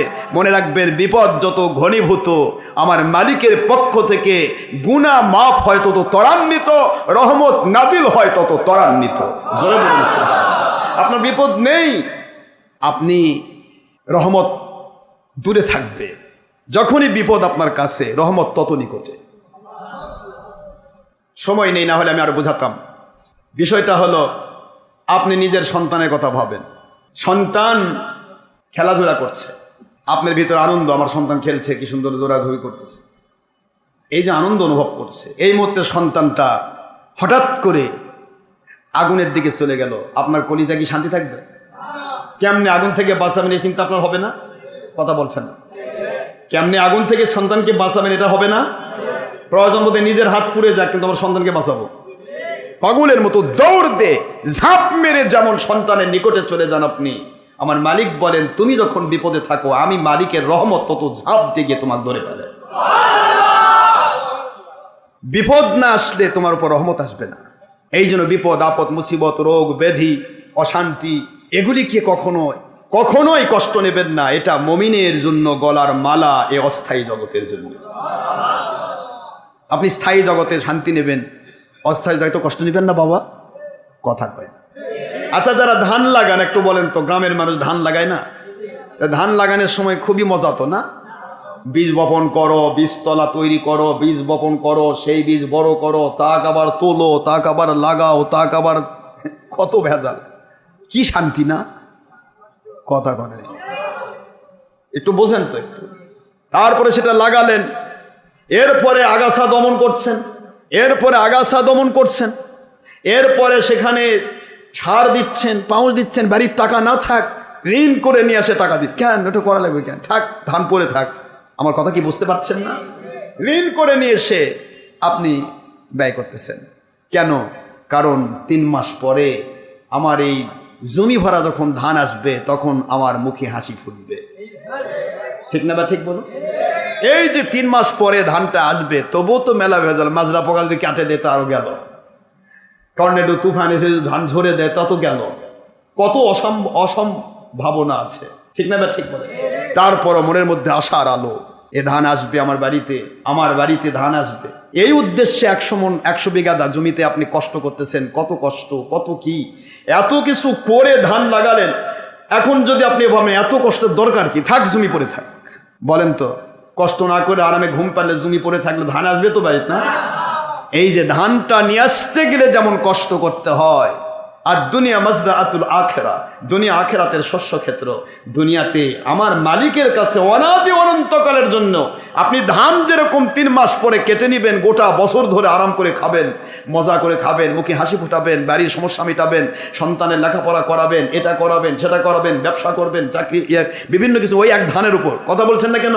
এই যে আপনি টার্গেট নিয়ে আছেন, এই ধানকে তৈরি করতে গেলে যে পরিশ্রম করতে হয়, মাথার ঘাম পায়ে ফেলতে হয়, জীবনের ঝুঁকি নিয়ে দিন রাত, রোদ নাই, রোদ এই যে গেল খড় শুকানো, এটা সেটা, কত রোদ গেল না? রোদের মধ্যে শেষ পর্যন্ত মানুষ রোজা পর্যন্ত ভেঙে ফেলে। আগে প্রাণ বাঁচায়, তারপর দেখা যাক। কিন্তু ধান ছাড়বো না, কথা বলে না, দেখেন রোজা ভেঙে ফেলে কিন্তু ধান ছাড়লো না। কেন? এই ধান আমার সারা বছরের খাদ্য, খাবারটা তুলে নেই, তারপরে কষ্ট করে নেই। ওইদিকে তুফান আসতেছে, এদিকে বৃষ্টি আসতেছে, এই ধান ভিজে গেল, টানে তোলো, গ্রামে কি বলেন আপনারা? এত কষ্ট, এত কিছু করে আবার রোদে শুকাতে হয়। গম যারা করে তাদের জন্য আরো কষ্ট। গম যারা করে তা রোদের মধ্যে ছাড়া গম কখনো ঝরানো যায় না, রোদের মধ্যে ঝরাতে হয়। রোদের বাইরে ঝরালে গম পড়ে না, গম ঝরাতে হবে রোদের ভিতরে। এইদিকে রোদের তাপ, ওইদিকে গম আবার আরো গরম, কি কষ্ট। তারপরে যখন এটা করে নিয়ে যখন আপনি ঘরে ঢুকালেন, গোটা বছর আরামে পায়ের উপর আদি খাচ্ছেন, গোটা বছর। আমার মালিক বুঝায়, অনাদি অনন্ত কাল আমি তোমাকে জান্নাতের সুশীতল শান্তিপূর্ণ আমি আল্লাহ পাক যে জায়গা দান করব, স্বচ্ছ পানীয় দান করব। এ দুনিয়ার মানুষ, এমন ধরনের খাবার দেব দুনিয়ার কোনো চোখ যা কোনোদিন দেখে নাই, দুনিয়ার কোনো পেট যা কোনোদিন খায় নাই, দুনিয়ার মুখ কোনোদিন স্বাদ নেই নাই। এমন খাবার দেব রে, যে খাবার দুনিয়ার কোনো মানুষ কখনো চিন্তা কল্পনাও করতে পারে নাই। এই জন্য দুনিয়াতে যত বেশি কষ্ট তোমার হবে, তুমি তত বেশি আখিরাতের মর্যাদা তুমি বেশি লাভ করবে। এ দুনিয়াতে চাষি যত বেশি কষ্ট করে, তার বাড়িতে তত ফসল জন্মায়। যে চাষি অলস, সার দেয় তো পাউচ দেয় না, পাউচ দেয় তা সার দেয় না। হয়তো বা একটু জমিতে ঘাস হয়েছে, থাক ঘাস আর ধান একসাথে কাটবো, দেখেন যে ধানও ঘাস, ধান ঘাস নেই, ঘাসও নেই। কথা বলছেন না কেন? একটু যদি অলসতা করে, চাষির বাড়িতে যেমন ভালো ফসল আসে না, দুনিয়াতে মুমিন মুত্তাকি দুনিয়ার কাফের মুশরিকের মজা দেখে যদি আল্লাহর প্রতি ঈমান হারিয়ে ফেলেন, আপনার জন্য ভালো ফসল কখনো আশা করা সম্ভব নয়। ইন্নাকা লা তাজনি মিনাশ শাওকিল ইনাব। আপনি লাগাইছেন কাটা গাছ, আর মুছে তা দিবেন 3 মাস পর আমি আঙ্গুর খাবো, হবে? লাগাইছেন কিসের গাছ? 3 মাস পরে কি আসবে? কাঁটাই আসবে। লাগান আঙ্গুরের গাছ, তারপর চিন্তা করেন আঙ্গুর খাবো। ঠিক না? ঠিক বলুন। এই জন্য বাবারা, প্রসঙ্গ অনেক বড়, গরমের মধ্যে আমি আপনাদের কষ্ট দিচ্ছি, তাই না? এই কথাগুলি জানার দরকার আছে। এই যে কষ্ট করছেন, আপনি একটু চিন্তা করে দেখেন, এই যে কষ্ট করেছেন, আপনি অর্থ ব্যয় করেছেন, সময় ব্যয় করেছেন, শ্রম দিয়েছেন, আপনার মাথার ঘাম পায়ে ফেলাইছেন। হকের দাওয়াত সিদ্দিকী আল সুন্নতি জামে মসজিদে আসলে অবশ্যই কিছু না হলেও গরমটা ফ্রি না, কথা বলে, হ্যাঁ? গরমটা কি? উপরে টিনের চাল, এই গরমটা ফ্রি। তারপরও আপনি গাড়ি ভাড়া দিলেন, রিক্সা ভাড়া দিলেন, কমের পক্ষে সময়টা তো আরো ফ্রি। ওখানে গেলে 10 মিনিটে নামাজ শেষ, এখানে আসে 2 ঘন্টা 3 ঘন্টা বসে থাকা লাগে। কি সময়টা ফ্রি না? কিন্তু এই সময় কি হবে? বিশ্বাস রাখুন। আনা ইনদা জন্নি আব্দি বি, আল্লাহ পাকের হাদিসে কুদসি হলো, বান্দা আমাকে নিয়ে যেরকম ধারণা করবে আমি সেরকম মর্যাদা দান করব। আপনি বিশ্বাস রাখুন, ইটস ইউনিভার্সাল ট্রুথ, চিরন্তন সত্য। আপনি যে সময়টুকু আপনি আল্লাহর জন্য স্যাক্রিফাইস করছেন, এই সময়ের বিনিময় পাবেন 700 ঘন্টা, 700 গুণ। প্রতিটা সময়ের বিনিময় কয়শো গুণ? 700 গুণ। একটা মানুষ আল্লাহর পথে নিজেকে বিলীন করার ক্ষেত্রে এর চাইতে বড় দৃষ্টান্ত আর কিছু হতে পারে না, যে এসি মসজিদ বাদ দিয়ে গরম খাওয়ার জন্য আরেক মসজিদে যায়। ঘরের কাছে নামাজ পড়লে 10 টাকাও খরচ হবে না, কোটা দিছে, কোটার মধ্যে 10 টাকা দিয়ে চলে আসলাম, কথা কানে। আর হকের দাওয়াত এখানে আসতে গেলে আপনার আসা যাওয়ারা যারা দূর থেকে আসছেন তাদের 200 টাকা, 500 টাকা, 1000 টাকা ভাড়া গেছে। আর নিকট থেকে যারা এসছেন, বগুড়ার মধ্য থেকে আসছেন, তারও যাওয়া আসা কমপক্ষে 50 দুগুণ 100, কথা বলে নাকি? এ তো পাগলেও বোঝে, এটা তো পাগলেও বোঝে যে এখানে গেলে টাকা ব্যয় হয়, ওখানে গেলে সময় ব্যয় হয়। অন্য মসজিদে 10 মিনিট নামাজ শেষ, হুজুর 3 ঘন্টা ছাড়ে না। অন্য মসজিদে এসি ঠান্ডা, কি সুন্দর এয়ার কুলার, ঢুকবো ঠান্ডা খাবো, ওখানে গেলে গরম আর গরম। সব কিছু পাগলেও বোঝে, তারপরে ছুটে আসলেন। এটাই দৃষ্টান্ত, আপনি আল্লাহর জন্য স্যাক্রিফাইস করার মতো আপনার ভিতরে অভিজ্ঞতা তৈরি হচ্ছে। আমার এখানে আসলে আমি অধ্যাবসায় শিখাই। এমন একটা টাইম আসবে, হয়তো বা ইমাম মাহদী আলাইহিস সালাতু ওয়াস সালাম আসার নাজিল হওয়ার আগ এমন ঘটনা হতে পারে, সারা জগতের মানুষের একটা কাছে টাকা থাকবে, খাবার থাকবে না। আমার মুরিদ ভক্ত যারা, তারা ক্ষুধার তাড়নায় বেঈমান হবে না, ইনশাআল্লাহ। বলেন জোরে ইনশাআল্লাহ। ক্ষুধার তাড়না যে কি, দুপুর বেলার খাবার না খেয়ে আপনি যে কষ্ট করছেন, এটা এক প্রকার রোজাই তো হয়ে গেল। খাইছেন যেই সকালে, আবার কেউ কেউ রোজায় হয়তো আছেন, হুজুরের দরবারে যাবো, খাওয়ার তো টাইম নিয়ে যাক, খাই যাই, রোজাও হয়ে যাক, ঘুরেও আসা হোক। কেউ কেউ রোজাও আসে, আবার রোজা না থাকলেও খাইছেন সেই 10টায়, আবার বাড়িতে গিয়ে রাত্রে খাবেন। কেউ হয়তো পাশে পাশে থাকলে অতিরিক্ত হলে রাত 3টা, 4টা, 5টায় গিয়ে খাবেন। এই যে ক্ষুধার তাড়না সহ্য করার একটা অধ্যবসায়, সময় ব্যয় করা। পৃথিবীর মানুষ ছটফটে মানুষ, মন দিয়ে শুনবেন। পৃথিবীর মানুষ কি মানুষ? ছটফটে। ব্যাংকে গিয়ে লাইনের দাঁড়িয়ে থাকলে ছটফট করে, যেখানে যায় সেখানে সময়ের ছটফটি। গাড়িতে গিয়ে ছটফট, এখানে গিয়ে ছটফট, সময়ের ছটফটি সব জায়গায়। মসজিদে এসেও ছটফটি, হুজুর ছাড়ে না কেন? এই যে সময়ের ছটফটিটা, এই ছটফটিও আপনাকে ঈমান হারা করবে না, কারণ আপনি 3 ঘন্টা সময় দেওয়ার অভিজ্ঞতা আছে, যেখানে অন্য মানুষ দেয় 10 মিনিট। কথা বলছেন না কেন? জোরে বলে।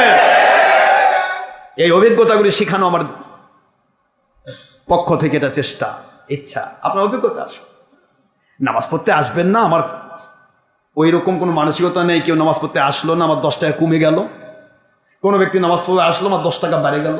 পৃথিবীতে অনেক মানুষ আছে বাতিল 72 ফেরকা চেষ্টা করছে কি করে আশরাফ সিদ্দিকীর মুরিদ কমানো যায়। বাতিল 72 ফেরকা আমার মুনাফিকদেরকে কিনে নিয়ে তাদের মাধ্যমে মিথ্যা ছড়াচ্ছে, যাতে করে কিছু মুরিদ কমানো যায়। কিছু ভণ্ড পীর আছে, পীরের মুরিদের আছে, তারা চেষ্টা করতেছে কি করে আশরাফ সিদ্দিকীর মুরিদ কমানো যায়। সবাই খালি কমানোরই চেষ্টা করতেছে। কই, আমি তো কারো বাড়ির যাইতে খটখটি দেইনি, ভাই আসো ভাই নামাজ পড়ো, খটখটি দিছি। আপনি এখানে এসেছেন, আমি কি বাড়িতে খটখটি মারছি নাকি তবলিগ জামাতের মতো বাড়িতে হিট করছি? চলেন ভাই, যাই ভাই, খাই ভাই, নাজাত পাই ভাই, জান্নাতে যাই ভাই, কি বলেন? কথা বলেন না কেন? মালিকের কথা, আলা ইন্না আউলিয়া আল্লাহ লা খাউফুন আলাইহিম ওয়া লা হুম ইয়াহজানুন। সাবধান দুনিয়াবাসী, আমার ওলিদেরকে পৃথিবীর কোন শক্তি ভয় দেখাতে পারে না। কোন রকমের পরিস্থিতি, দুনিয়ার কোন কন্ডিশন আমার ওলিদেরকে চিন্তায় ফেলতে পারে না। কে ভালো বললো, কে মন্দ বললো, কে রাগ করলো, কে খুশি হলো, কে মাথায় তুলে নিয়ে আসলো, সম্মান করলো, কে বহর নিজে সম্মান দিল, আর কে তার বিরুদ্ধাচরণ করার চেষ্টা করলো, কে তার লোক কেটে নেওয়ার চেষ্টা করলো, কে লোক বানানোর চেষ্টা করলো, কোন দিকই আমার ওলিদেরকে টেনশনে ফেলাতে পারে না। কারণ আমার ওলিরা আমি মুখী থাকে, যারা আমার ওলির পক্ষে থাকে আমি তাদেরকে রহমত দেই, তাদের সাথে জান্নাত দেই। আর আমার ওলির দুশমনি যারা করে তাদেরকে যুদ্ধ ঘোষণা করে দুনিয়াতে বেঈমান, আখিরাতে জাহান্নামে পাঠায়, আযাব গজব দিয়ে তাকে ধ্বংস করি। এই কথাগুলি যখন আল্লাহ বলে দিলেন সূরা ইউনূস আলাইহিস সালামের 62 নম্বর আয়াত শরীফে, সেখানে কোনো ওলির ভয় থাকবে কেন? ওলির চিন্তা একটাই, যাদের কপালে আমার মালিক হিদায়াত লিখে রেখেছেন, গোটা দুনিয়া ব্রাশ ফায়ার হলেও সে আমার হেদায়েতের পথ ছেড়ে যেতে পারে না। এটা ওলির চিন্তা, পৃথিবীর ওলি আউলিয়াদের চিন্তা এটাই। পৃথিবীর সত্যিকারের মুমিনে কামিলের চিন্তা এটাই। এবং নবী রাসূল আলাইহিস সালামদের চিন্তা একটাই ছিল, মানুষগুলি যারা আমার আল্লাহ প্রদত্ত হেদায়েত যার ভিতরে লুকানো আছে, আমার দাওয়াত আমার মালিক তার কাছে পৌঁছাবেই। আর যখনই পৌঁছে যাবে তার হেদায়েতের বারুদ ধাঁ করে জ্বলে উঠবে। দুনিয়ার সবাই যদি তার ঠ্যাং বাঁধে রাখে, তার অন্তর পড়ে থাকবে হেদায়েতের ওলির কাছে। এটা জোরে বলবেন না সুবহানাল্লাহ? এগুলি জোর করে কেনা যায় না বাবা, জোর করে প্রেম ভালোবাসা হয় না, জোর করে কারো প্রেম কেটে নেওয়াও। আপনি আমাকে মহব্বত করেন, সারা দুনিয়ার সবাই যদি কান্নাকাটি করে, আপনার প্রেম কেটে নিতে পারবে না। আপনি স্বামী আমাকে ভালোবাসেন, বউ যদি কয় যে তোমাকে যেতেই দিব না, বউ যদি হাজার কান্নাকাটি করে, বউ আপনাকে আমার প্রেম বন্ধ করতে।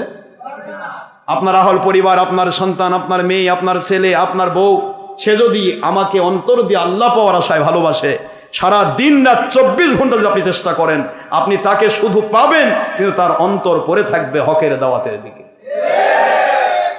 আসিয়া আলাইহিস সালাম তা শিক্ষা দিয়েছেন। ফেরাউন কত কষ্ট দিয়েছে আপনারা শোনেন নাই? এত কষ্ট দেওয়ার পরেও আসিয়াকে কি ফেরাউন পাইছে? মুসা আলাইহিস সালাম পায়ে বসে আছে। মুসা আলাইহিস সালামের সাথে তিনি জান্নাতের সাথী হয়ে গেলেন। সুবহানাল্লাহ বলবেন না? জলিল কদর নবী, 70,000 নবীর সর্দার, তার সাথে আসিয়া আলাইহিস সালাম জান্নাতের সাথী হয়ে গেলেন। আর ফেরাউন আসিয়ার স্বামী হয়ে জাহান্নামের কীট হয়ে গেল। এই জন্য পৃথিবীতে মহব্বত কেড়ে নেওয়া যায় না, এটা আল্লাহ প্রদত্ত নিয়ামত। আমি যে ওয়াজ করতেছিলাম সে ওয়াজের দিকে যাই, কথা তো অনেক দূর চলে গেল।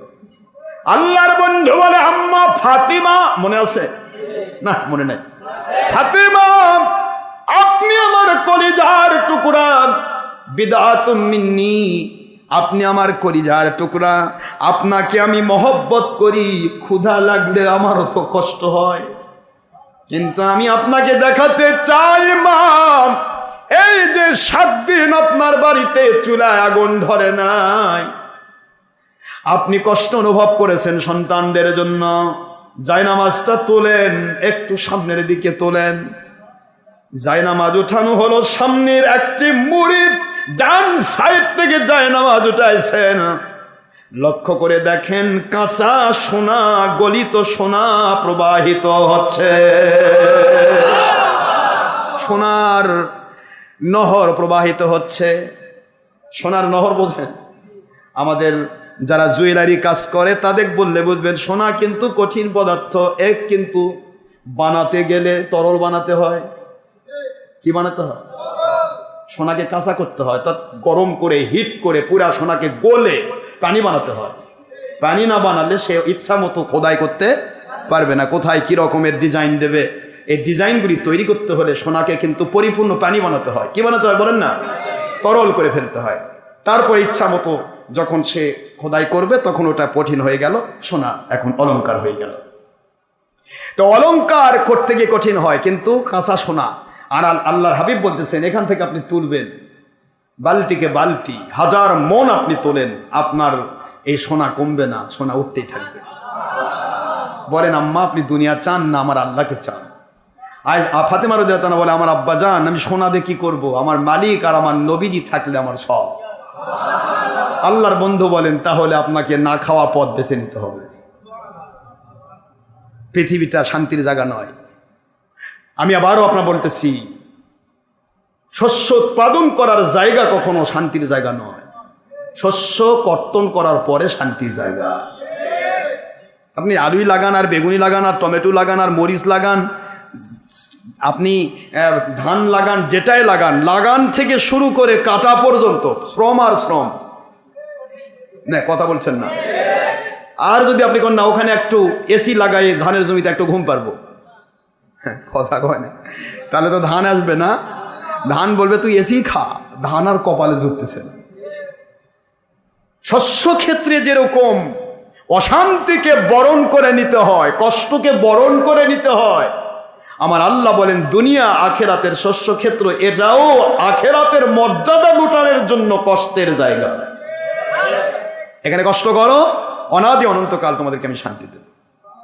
আম্মা আমার ফাতেমা রাদিয়াল্লাহু তাআলা আনহা, আপনার খেদমতে আমি বলতে চাই, ফাতিমা রাদিয়াল্লাহু তাআলা আনহা, আমার নবীজি বলেন, আমার ফাতেমা আমার কলিজার টুকরা, শুনে নিন আপনার জীবনে কষ্ট কেন করালাম। আমি ইচ্ছা করলে জান্নাতি খাবার খাওয়াতে পারতাম, ইচ্ছা করলে আমার হাসান হোসেনকে জান্নাতের নিয়ামত দিয়ে ভরে দিতে পারতাম। আমার উম্মতগুলিকে আমার আল্লাহ উহুদ পাহাড় পরিমাণ সোনা দিতে রেডি ছিলেন। আমি উম্মতদেরকে রেখে দিতাম, তারা গোটা বছর সারাটা জীবন ধরে সোনা খাইতো, সোনা ব্যবহার করে তারা জীবন অতিবাহিত করত, কোনোদিন অভাব হতো না। কিন্তু শুনে নিন আম্মা, দুনিয়াতে স্যাক্রিফাইসের মূল্য কত হয়। আপনাকে আমার আল্লাহ জান্নাতে অনাদি অনন্তকালের সকল জান্নাত 8টি স্তর, এই 8টি স্তরে সকল মহিলাদের সরদারের জায়গায় আপনাকে কবুল করেছে। ফাতেমাতু সাইয়্যিদাতু নিসাই আহলিল জান্নাহ। আমার আম্মা ফাতেমা, আপনার জীবনের স্যাক্রিফাইস, আপনার পোশাকের মধ্যে তালি, আপনার পোশাক একটা মিলেছে, দুইটা মিলে নাই, একটা দিয়ে জীবন চলল। আপনার পোশাকের কমতি, খাদ্যের কমতি, অনাহারে থাকা, কষ্ট করে সমস্ত আটাগুড়ি তৈরি করার জন্য জাঁতা ঘোরাতে গিয়ে হাতে ফসকা পড়ে যাওয়া, এত কষ্ট আপনি করেছেন। আমার মালিক খালিক রব ঘোষণা দিয়েছেন, জান্নাতের সকল মহিলার আপনি সরদারিনী। আপনার সন্তান দুইজন, আল হাসান ওয়াল হুসাইনু সাইয়্যিদা শাবাবি আহলিল জান্নাহ। হযরত হাসান হুসাইন রাদিয়াল্লাহু আনহুমা দুইজন, তারা যে কষ্ট করলেন, এত কষ্ট করেছেন, জীবনে কোনোদিন দুনিয়ার শান্তি তাদের চোখে কপালে জোটে নাই। ভালো এক পেট ভরে খাইতে পারে নাই, ভালো পোশাক পরতে পারে নাই। এই কষ্টকে অনুভব করার জন্য, আল্লাহকে রব্বুল আলামিনকে অভিযোগ না করার জন্য, আমার আল্লাহ হাসান হোসাইন দুইজনকে জান্নাতের 8টি স্তরের কোটি কোটি পুরুষগুলোর সরদার বানিয়ে দিয়েছে। নারায়ে তাকবীর, নারায়ে রিসালাত। আল্লাহর ওলি হকের দাস সিদ্দিক দরবার শরীফের মুর্শিদ কিবলা। তাহলে বলুন তো, সরদার জান্নাতের হওয়া এটা কি ছোটখাটো বিষয়? স্যাক্রিফাইসের বিনিময়। আমি আপনাদেরকে যে কথা বোঝাচ্ছিলাম, স্যাক্রিফাইসের দরকার আছে। হয়রান হবেন না, পেরেশান হবেন না। যত স্যাক্রিফাইস তত আপনার মর্যাদা বৃদ্ধি। যত কষ্ট, আপনার প্রতিটা কষ্টের কারণে গুনাহ মাফ হয়ে যাবে, প্রতিটা কষ্টের কারণে রহমত নাজিল হবে। আপনি কাফের মুশরিকের রং তামাশা দেখে পাগল হবেন না বাবা। ওদেরকে অনাদি অনন্তকাল আল্লাহ জাহান্নামে রাখবে। তো দুনিয়াতে একটু আলু বেগুন টমেটো খাওয়াবে না? এইটুকুই না খাওয়ায়, তাহলে আল্লাহ রব্বুল আলামিন সারা জগতের প্রতিপালকে কেলেঙ্কারি লাগবে না? কথা কয় নাকি? কি বলছেন না কেন? কেমন তোরা বলবে তো, আল্লাহ আপনি তৈরি করেছেন, ওদের খাবার দেননি। আল্লাহকে তুই যে আমাকে মানিস নাই, তো মানি নাই কি? রব ওই ব্যক্তি, ওই সত্তা রব হয় যে সত্তা কে কি দিল কে কি দিল না, কে মানলো কে মানলো না, এদিকে তাকাবে না, তাকে সব অভাব পূরণ করবে। এই জন্য ইহুদি আল্লাহকে না মেনেও খাবার পায়, সবচেয়ে বেশিই পাচ্ছে ওরা। কথা বলছেন না কেন? খ্রিস্টান আল্লাহকে না মেনে পায়, হিন্দু আল্লাহকে না মেনে পায়, মুশরিক আল্লাহকে না মেনে পায়। দুনিয়ার কাফের, মুশরিক, বেদিন, বদ্দিন, দুনিয়ার সমস্ত নাস্তিক, এরা বেশি খায়, এরা বেশি সুস্থ থাকে, এরা বেশি টাকাওয়ালা, বাড়িওয়ালা, গাড়িওয়ালা। কেন? আমার আল্লাহ বলেন, আমি রব, ওদের পাওনা নাই, কিন্তু আমি রব হিসেবে দিচ্ছি দুনিয়ায়। আখেরাতে ওরা পাওনা থেকে মুক্তি পাবে। আর আমার সমস্ত আল্লাহওয়ালা অনাদি অনন্তকাল সারা জগতের 10 পৃথিবীর সমান করে একটা করে জান্নাতের বাদশাহ হয়ে তারা থাকবে। জোরে বলুন সুবহানাল্লাহ। এই জন্য আপনাকে হিসাব করতে হবে, চিন্তা করতে হবে, মন ছোট করা যাবে না। আমার মা বোনেরা বেশি মন ছোট করে। একটু বিপদে পড়লে মরা আল্লাহ মরে না, আল্লাহ বলে মরে গেছে। আল্লাহকে কে রে, আমিও মরলাম কখন? এ পাগলি কি কয়? ওই আল্লাহ আমাকে মারেন, আমাকে দুনিয়াতে তুলে নিতে পারিস না, আল্লাহ কয়। আল্লাহ বলে দুনিয়াতে তুলে নিবে। আসলে দুনিয়াতে তো উঠবার চাই তো, দুনিয়াতে তুলে নেওয়ার জন্য কান্নাকাটি করেন, মিছা এমনি মিছা, এটা অন্তরের কথা কি? ওই যে এক পথিক নাকি যাচ্ছে মরার জন্য, তো মরার জন্য যাচ্ছে, পথিকে বলছে ভাই যাচ্ছ কোথায় রাতের অন্ধকারে? রাতের অন্ধকারে যাচ্ছি ভাই, বউ বাচ্চা কেউ ভালোবাসে না, বাড়িতে এত অশান্তির মধ্যে থাকতে চাই না, মরে যেতে চাই, মরার জন্য বাইরে বের হয়েছি। তা হাতে কি? কয় লুণ্ঠন। হাতে কি? কয় লুণ্ঠন। লুণ্ঠন বোঝেন তো? বাতি। কে ভাই বাতি কেন? অন্ধকার, মরতেই তো যাচ্ছে না, বাতি কি দরকার? কয় সাপ পোকামাকড় যদি কামড় দেয়। আসলে মরবার চাইতো না। অন্তরের ভিতরে একটা মানুষ অন্তর থেকে বলেন আমি মরে যাই, উপরে লেভেল। এই জন্য বলছি মানুষ প্রতিটি মুহূর্ত আল্লাহ পাকের নাফরমানিতে ব্যস্ত রয়েছে। বাবা, আল্লাহ যে দয়া করে বৃষ্টি দিচ্ছেন, আল্লাহ যে দয়া করে বেঁচে রেখেছেন, আল্লাহ যে দয়া করে এখনো রহমত নাজিল করছেন, আল্লাহ যে দয়া করে এখনো জমিন ভরা শস্য দিচ্ছেন, আল্লাহ যে দয়া করে এখনো পুকুর ভরা মাছ দিচ্ছেন, আল্লাহ যে দয়া করে এখনো আসমানের রোদ দিয়ে সমস্ত গাছপালাকে সতেজ করছেন, অক্সিজেন যে বেঁচে রেখেছেন, তা আপনার আমার নাফরমানির কারণে নয়, আল্লাহ ওয়ালাদের কারণে। পৃথিবীতে একটা বর থাকলে বরযাত্রী খাবার খাবেই। বর কয়টা? বরযাত্রী 1000 বরযাত্রী গেছে, তার মধ্যে এক আসামি, ওটা হলো একেবারে যোগ্য আসামি। এমন আসামি এই মুহূর্তে তাকে, তার নামে ওয়ারেন্ট জারি আছে। ওসি হলো কনের ভাই, ওসির বোনের বিয়া হচ্ছে, বর গেছে বিয়া করবে। বরযাত্রীর মধ্যে ওসির ওয়ারেন্ট পাওয়ার মধ্যে একটা লোক। ওসি বাপেক যা করছে যে আমাদের এখানে আছে বরযাত্রীর সাথে একটা আসামি। খবরদার, আসামি তোর কাছে অফিসে, এখানে বরযাত্রী। কথা বলেন না কেন? অফিসে গিয়ে আসামি ধরিস, এখানে আমার বরযাত্রীর মধ্যে থেকে আসামি ধরিস, তাহলে আমার মেটির কেলেঙ্কারি হবে। এমন লোক বিয়া দিছে, বরযাত্রী সুর। কথা বলছেন না কেন? এগুলি বুঝতে হবে। এখন আসামি কি করবে? আসামি বসছে, আসামির কি ভাব আসছে বরের সাথে, আসামির ভাবই আলাদা। এখন বড় ভাই, কনের বড় ভাই খাওয়াচ্ছে, রোষ দিচ্ছে, আসামি চাই দেখতেছে, দেন বেশি করে দেন। ওসি চিন্তা করে, রে আসামি খালি বরটা যদি না থাকতো তো তোর খবর করতো না তখন। এটা দুনিয়ার ভিত্তি। এত বড় আসামি নিজের বোনের স্বামীর সাথে বরযাত্রী, এই জন্য আসামি হওয়ার পরেও রোষ দিয়ে খেদমত করতেছে, খাওয়াচ্ছে কাচ্চি বিরিয়ানি পোলাও, জম্মের খাওয়ান খাওয়ায়। আমার মালিক বলে আমার অলিদের সাথী হয়ে যা, কিয়ামতে আমার অলিরা বর হবে, বরের সাথে বরযাত্রী ডে অফ জাজমেন্টে দাঁড়ায় থাকবে। আমার রহমতের ফেরেশতা তার চোখে দেখবে তো আসামি জাহান্নামী।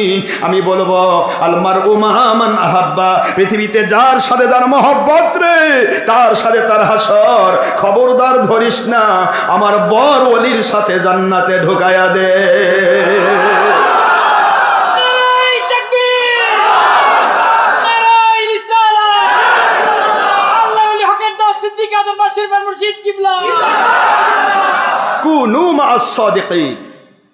সত্যবাদী আল্লাহওয়ালাদের সাথে হয়ে যাও। তুমি হাজার আসামি হও, আমি আল্লাহ কিয়ামতে আমার বরের সাথে তোমাকে হাসর করাবো। আমার সত্যিকার আল্লাহওয়ালা জান্নাতীদের সাথে তোমার হাসর করাবো। আর জান্নাতীর সাথে যার হাসর হয়, ওই জান্নাতি ব্যক্তি তাকে ছেড়ে জান্নাতে যাবে না। এটা কানেকশন। এই কানেকশনটা বোঝানোর জন্য এত দূর নিয়ে এসেছি। আপনাদের খুব কষ্ট হয়েছে না? ইয়াউমা ইয়াফিরুল মারউ, মনে আছে আপনাদের? মারউ, প্রতিটি মানুষ ভুলে যাবে। মারউ মিন আখিহি, ইয়াউমা ইয়াফিরুল মারউ, প্রত্যেকটা মানুষ ভুলে যাবে। আখিহি, তার ভাইকে, ভাই ভুলে যাবে। ভাই রে, একটি মাত্র নেকি আমার শর্ট হয়েছে। আমার মালিককে বলেছে, আল্লাহ জীবনে বহুত গুনাহ করেছি, আপনি দয়া করে মাফ করে দিয়েছেন। একটি গুনার কারণে নেকির পাল্লা ওজনে কম হয়েছে, বদির পাল্লা ভারী হয়ে গেছে। আপনি একটু দয়া করে টাইম দেন, আমি একটু এই হাসরের ময়দানে, আমার মা আছে, আমার বাবা আছে, আমার ভাই আছে, আমার বন্ধু বান্ধবীরা আছে, যারা দুনিয়াতে কত ভালোবাসা আমাকে দিয়েছে। আমার মা আমাকে কত ভালোবাসা দিয়েছে, আমার বাবা কত ভালোবাসা দিয়েছে। তাদের কাছে গেলে আমার মন বলে, গো আল্লাহ, আমি পেয়ে যাব, একটি নেকি পাইলে তো আমি জান্নাতে চলে যাব। আল্লাহ বলবেন যাও তাকিয়ে দেখো, গোটা হাসরের ময়দান তোমাকে ছেড়ে দিলাম, যাও তোমার আপনজনকে খোঁজো, যদি পাও একটা নেকি নিয়ে এসো, আমি তোমাকে জান্নাত দিয়ে দেব। লোকটি আনন্দের সাথে ঘুরবে, হাদিস বলছি, বানানো গল্প নয় কিন্তু। আনন্দ পেয়ে দৌড়াবে, গোটা হাসরের মাঠ আগুন, আনন্দের কারণে আগুন অনুভব হবে না, পাগলের মতো ছুটবে, গিয়ে প্রথমে ভাই পাবে, ওই জমিন আখিহি, ভাইকে বলবে ভাই রে জীবনে কত ভালোবাসা দিয়েছ, আমি ছোট ভাই তুমি বড় ভাই, আমার পেশাব পায়খানা পর্যন্ত তুমি কেচে দিয়েছ, কত কষ্ট করেছো আমার জন্য, আজকে আমি একটি মাত্র নেকি শট হয়েছে, যদি দাও ভাইজান আমি জান্নাতে চলে যাব। ভাই বলবে তুই আবার ভাই কবে হবি? আল্লাহ বলতেছে, আল্লাহ বলতেছেন ভাই ভাইকে ভুলে যাবে, ভাই থেকে পালিয়ে যাবে, একটি বার স্বীকার করবে না আমি তোমার ভাই তুমি আমার ভাই। ভাইয়ের কাছে বাধাগ্রস্ত হয়ে এবার চলে যাবে উম্মিহি, মায়ের কাছে, মা গো জীবনে কত ভালোবাসা দিয়েছেন, আজকে আমি এই বিপদের দিনে একটি মাত্র নেকি আমি ধরা খেয়েছি, মা গো আমাকে একটি নেকি দেন আমি জান্নাতে যাই। মা বলে কুলাঙ্গার কোথা থেকে এসেছ, আমার জীবনে তো বিয়েই হয় নাই। কি কন্যা কি হয় না, বিয়ে হয় নাই, সন্তান আবার কোত্থেকে আসে, বিয়ে হয় নাই, মা সন্তানকে ভুলে যাবে।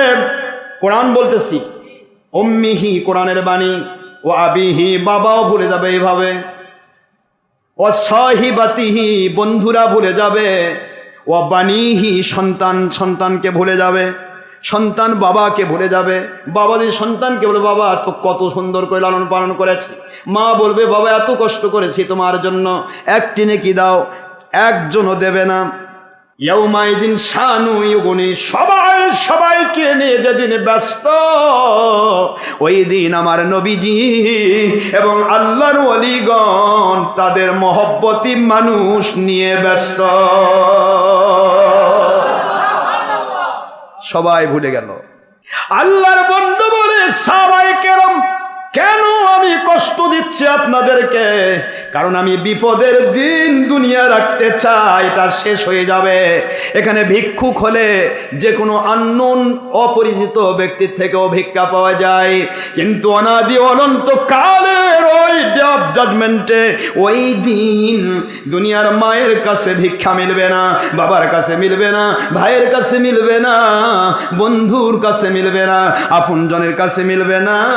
এই জন্য ওই দিন ভিক্ষুক আমি বানাতে দেব না, আমার উম্মতকে ওই দিন আমি আমার আল্লাহর কাছে জান্নাতের বাদশাহ দেখতে চাই। এই জন্য আমি দুনিয়াতে তোমাদের কষ্ট দিচ্ছি।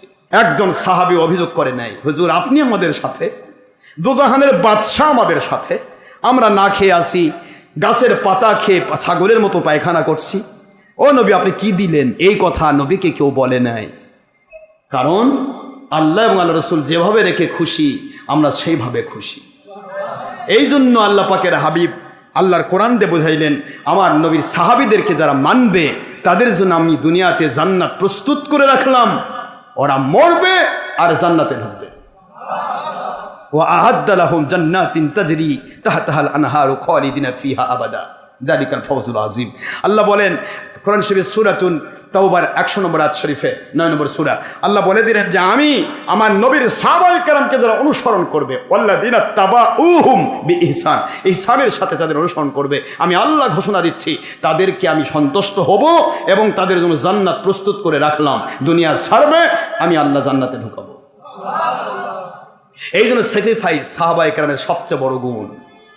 অহংকার মুক্ত সাহাবীদের গুণ, হিংসা মুক্ত সাহাবীদের গুণ, সুবহানাল্লাহ বলবেন না? লোভ মুক্ত সাহাবীদের গুণ, আল্লাহ এবং নবীর বিরুদ্ধে অভিযোগ মুক্ত, কোনো অভিযোগ নাই। আল্লাহ আপনি ল্যাংড়া বানাইছেন আলহামদুলিল্লাহ, আপনি কানা বানাইছেন আলহামদুলিল্লাহ, আপনি সন্তান দেননি আলহামদুলিল্লাহ, আপনি সম্পদ দেননি আলহামদুলিল্লাহ, যা দেননি আলহামদুলিল্লাহ, যা দিয়েছেন আলহামদুলিল্লাহ। সুবহানাল্লাহ বলেন না জোরে?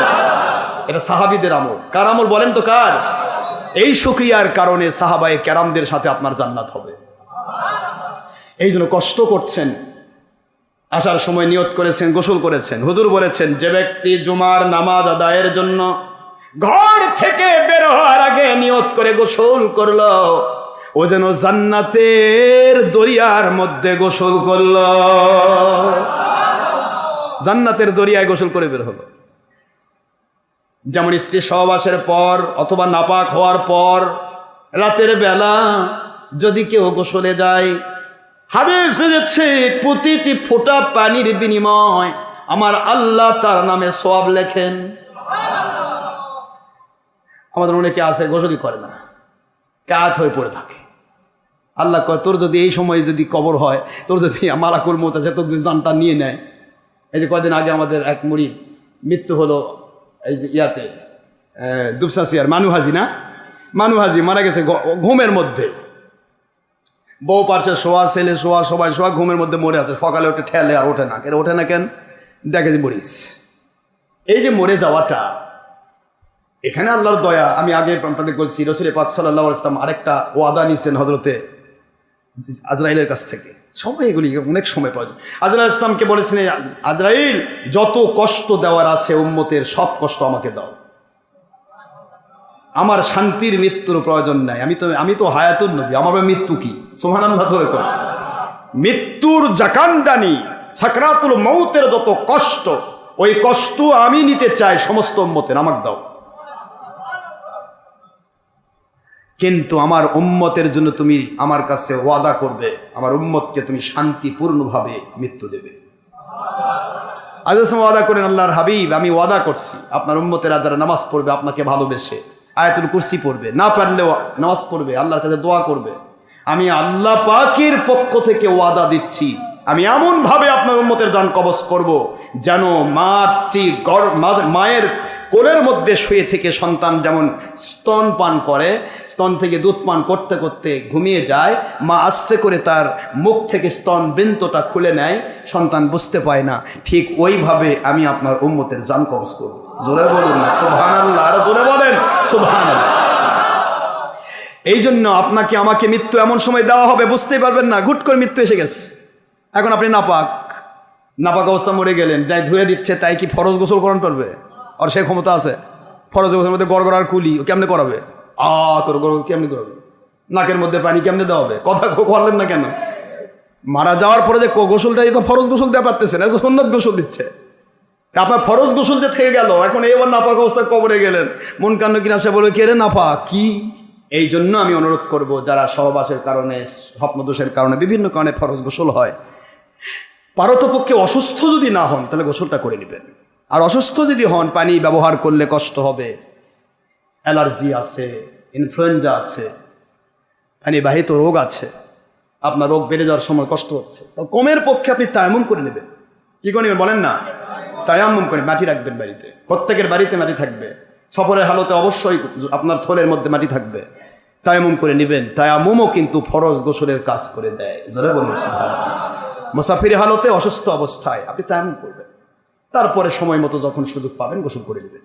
কিন্তু স্বাভাবিকভাবে সুস্থ সবল মানুষ খবরদার গোসল ছাড়া থাকবে না। যে কোনো মুহূর্তে আল্লাহ নিয়ে নিতে পারেন। বাবা নাপাক হয়ে কবরে যাব, কোন দিক থেকে কোথায় যাচ্ছি বুঝতেছেন আপনারা? সবই তো জানার দরকার। সময় তো কোন দিকে যা বুঝি না। আমি চাইছিলাম আগে একটু শেষ করবো, তা হয় কই? তা বোঝাচ্ছিলাম যে কিয়ামতে আল্লাহর হাবিব আমাদেরকে ফকির বানাতে চান না।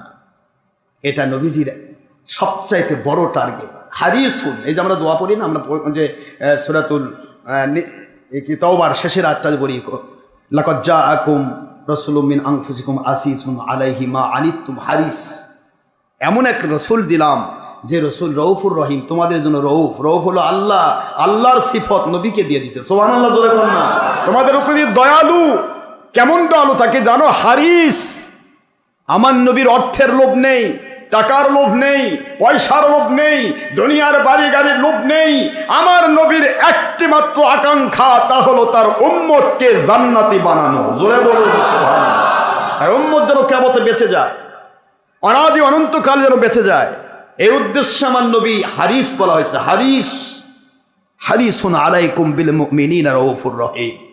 মুমিনদের জন্য রউফ রহিম, দয়ালু, অতীব দয়ালু। আখেরি নবীকে আল্লাহ বোঝাচ্ছে অতীব দয়ালু আমার নবী মুমিনদের জন্য। কারণ মুমিনদের জন্য দুনিয়াতে রহমত, শান্তি, বরকত দিয়ে দিতে চান, আখেরাতে তাদেরকে জান্নাতে ঢুকাতে চান। এটা হলো আমার নবীর হারিস। হারিস শব্দের অর্থ, স্বাভাবিক অর্থ হলো লোভ। কি বল না কি? আসলে কি হুজুরের লোভ? হুজুরের আকাঙ্ক্ষা, হুজুরের চাহিদা। আপনার আমার বাড়ি গাড়ি দুনিয়ার চাহিদা, নবীজির চাহিদা কি করে আমার উম্মত দুনিয়াতে রহমত পাবে, আখিরাতে জান্নাত পাবে। সুবহানাল্লাহ। কি করে আল্লাহর সন্তুষ্টি হাসিল করবে, এটাই হলো সত্যিকারের মুমিনে কামিল। নবীজির খালিস যারা সত্যিকারের অনুসারী, নবীজির গোলাম যারা হক্কানি ওলি আউলিয়া, তাদের ওই একটাই লোভ, কষ্ট দিব আমার মুরিদকে, কিন্তু বাঁচাতে চাই আল্লাহর কাছে। কষ্ট দেব আমার মুরিদকে, অর্থের কষ্ট, সময়ের কষ্ট, গরমের কষ্ট, বিভিন্ন কষ্ট। এই কষ্ট দিচ্ছি একটি টার্গেট নিয়ে, আমার মুরিদ, আমার মুসল্লি যেন সমস্ত মুরিদ মুসল্লির চাইতে আগে আমার আল্লাহর কাছে নিয়ামত পায়, জান্নাতে যায়। এটা হলো হক্কানি ওলিদের লোভ। এটাও লোভ একটা। আমার জিন্দেগির লোভ একটাই, জান যেতে পারে, দুনিয়ার আমার যা আছে সব দেব, কিন্তু আমার দরবার করে দেব। কেন? কারণ এই দরবার যদি হয়, এই দরবার যদি মাদ্রাসা হয়, মসজিদ হচ্ছে, এই দরবারের সমস্ত কার্যক্রম কিয়ামত পর্যন্ত ইমাম মাহাদির সৈনিক তৈরির কারখানা হবে। আমার সমস্ত মুরিদ মোতাকিব ভক্ত যারা 10 টাকা হলেও হোক, 10,000 টাকা হলে, 10 লাখ টাকা হলেও যে অর্থ দিয়ে, সময় দিয়ে, শ্রম দিয়ে পাগলের মতো খেটে যাচ্ছে, এরা যেন অনাদি অনন্তকাল এই জায়গার হিস্সা কারেন্ট অ্যাকাউন্ট হিসেবে তারা যেন কবরে পেতেই থাকে।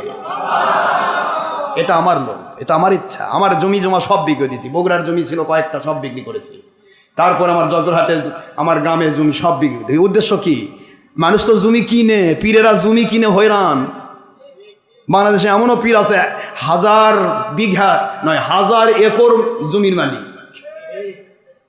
কথা করে, 1000 একর জমির মালিক এই বাংলাদেশে। পীরদের চিন্তায় কি করে জমি করবে, বাড়ি করবে, গাড়ি করবে, এই করবে, সেই করবে, বেটা বেটার বস্তায় খায়। আর আমার চিন্তা, আমার সব বেছে দিব, আমি করব আমার সমস্ত দুনিয়ার মানুষকে আল্লাহওয়ালা বানানোর কারখানা। এটা আমার টার্গেট। আপনি চিন্তা করে দেখেন আমাদের কত টার্গেট সামনে। মাত্র 10-15 শতক, 10-12 শতক জায়গার মধ্যে আমরা পাইলিং করেছি। সেখানে কিন্তু পাইলেই গেল প্রায় 1 কোটি চলে গেছে, 1.5 কোটি টাকা দিয়ে চলে গেছে। সামনে আবার 1.5 কোটির বাজেট দিয়েছে। জায়গা হলো এটা 66 শতক জায়গা। অতটুকুর মধ্যে এইটাতে পুরাটা যখন করবো, এটা কত দূরে লাগবে। কিন্তু আমার মালিক বসে থাকবেন না, তিনি করবেন। একটু জোরে বলেন না ইনশাআল্লাহ। কে করবেন? আমার মালিক করবেন। কার পকেট থেকে নেওয়া লাগবে ওটা মালিকই সেটিং করবে। কাকে দিয়ে করতে হবে, কাকে দিয়ে সময় দেওয়াতে হবে, কাকে দিয়ে শ্রম দেওয়াতে হবে, কাকে দিয়ে পয়সা দেওয়াতে হবে, কাকে দিয়ে কাজ করে নিতে হবে, ওটা আমি সেটিং করতে পারবো না বাবা, আমার মালিক সেটিং করবে। মন খারাপ করবেন না কেউ। কাজ যদি না করেন আমার আপত্তি নেই। অর্থ 10 পয়সা কিয়ামত মৃত্যু মতো না দেন, আমার কোনো আপত্তি নেই। তবে কাঞ্জুস হয়ে মরবেন না। যে কোনো জায়গাতে, এতিমকে হোক, অনাথকে হোক, যে কোনো জায়গাতে হোক, আপনাকে কিন্তু অর্থ ব্যয় করতেই হবে। না হলে আপনি কিয়ামতে আল্লাহর কাছে বখিল হয়ে উঠবেন। আমাকে দেওয়া লাগবেন। আপনি 10 পয়সা আমাকে সারা জীবন না দেন, আমার একটাই পাওয়া, আপনি সত্যের উপর মৃত্যু পর্যন্ত টিকে থাকেন। কাজ কে করছে প্রশ্ন মনের মধ্যে তুলবেন না, শয়তান ধোকা দিবে। কার কাজ করছে এটা প্রশ্ন করবেন। আমি কে? আমি কাজ করছি আমার আল্লাহ এবং নবীজির। আরেক ভাই কাজ করছে আল্লাহ এবং নবীজির। আমিও কাজ করেছি আল্লাহ এবং নবীজি। এই টার্গেট নিয়ে যদি সামনে দিকে এগিয়ে যেতে চান, তাহলে শয়তান দূর থেকে বলবে বাবা এর কাছে যাওয়া যাবে না। আজ এখানে রে আমি একদিন করলাম, আরেকদিন করে ঘর। শয়তান করে এইভাবে তো হচ্ছে, আমারটাই তো নিছিস, আয় একটু তো ধরি। এইভাবে করে ওই আনোয়ার আমিনের মতো চোর বানাই ছেড়ে দেবে। কথা কন না কেন? হেলালের মতো চোর বানাবে, আনোয়ার আমিনের মতো চোর বানাবে। খালি ধান্দাবাজি করে জিন্দগি কাটবে, কিন্তু কিছু কপালে জুটবে না।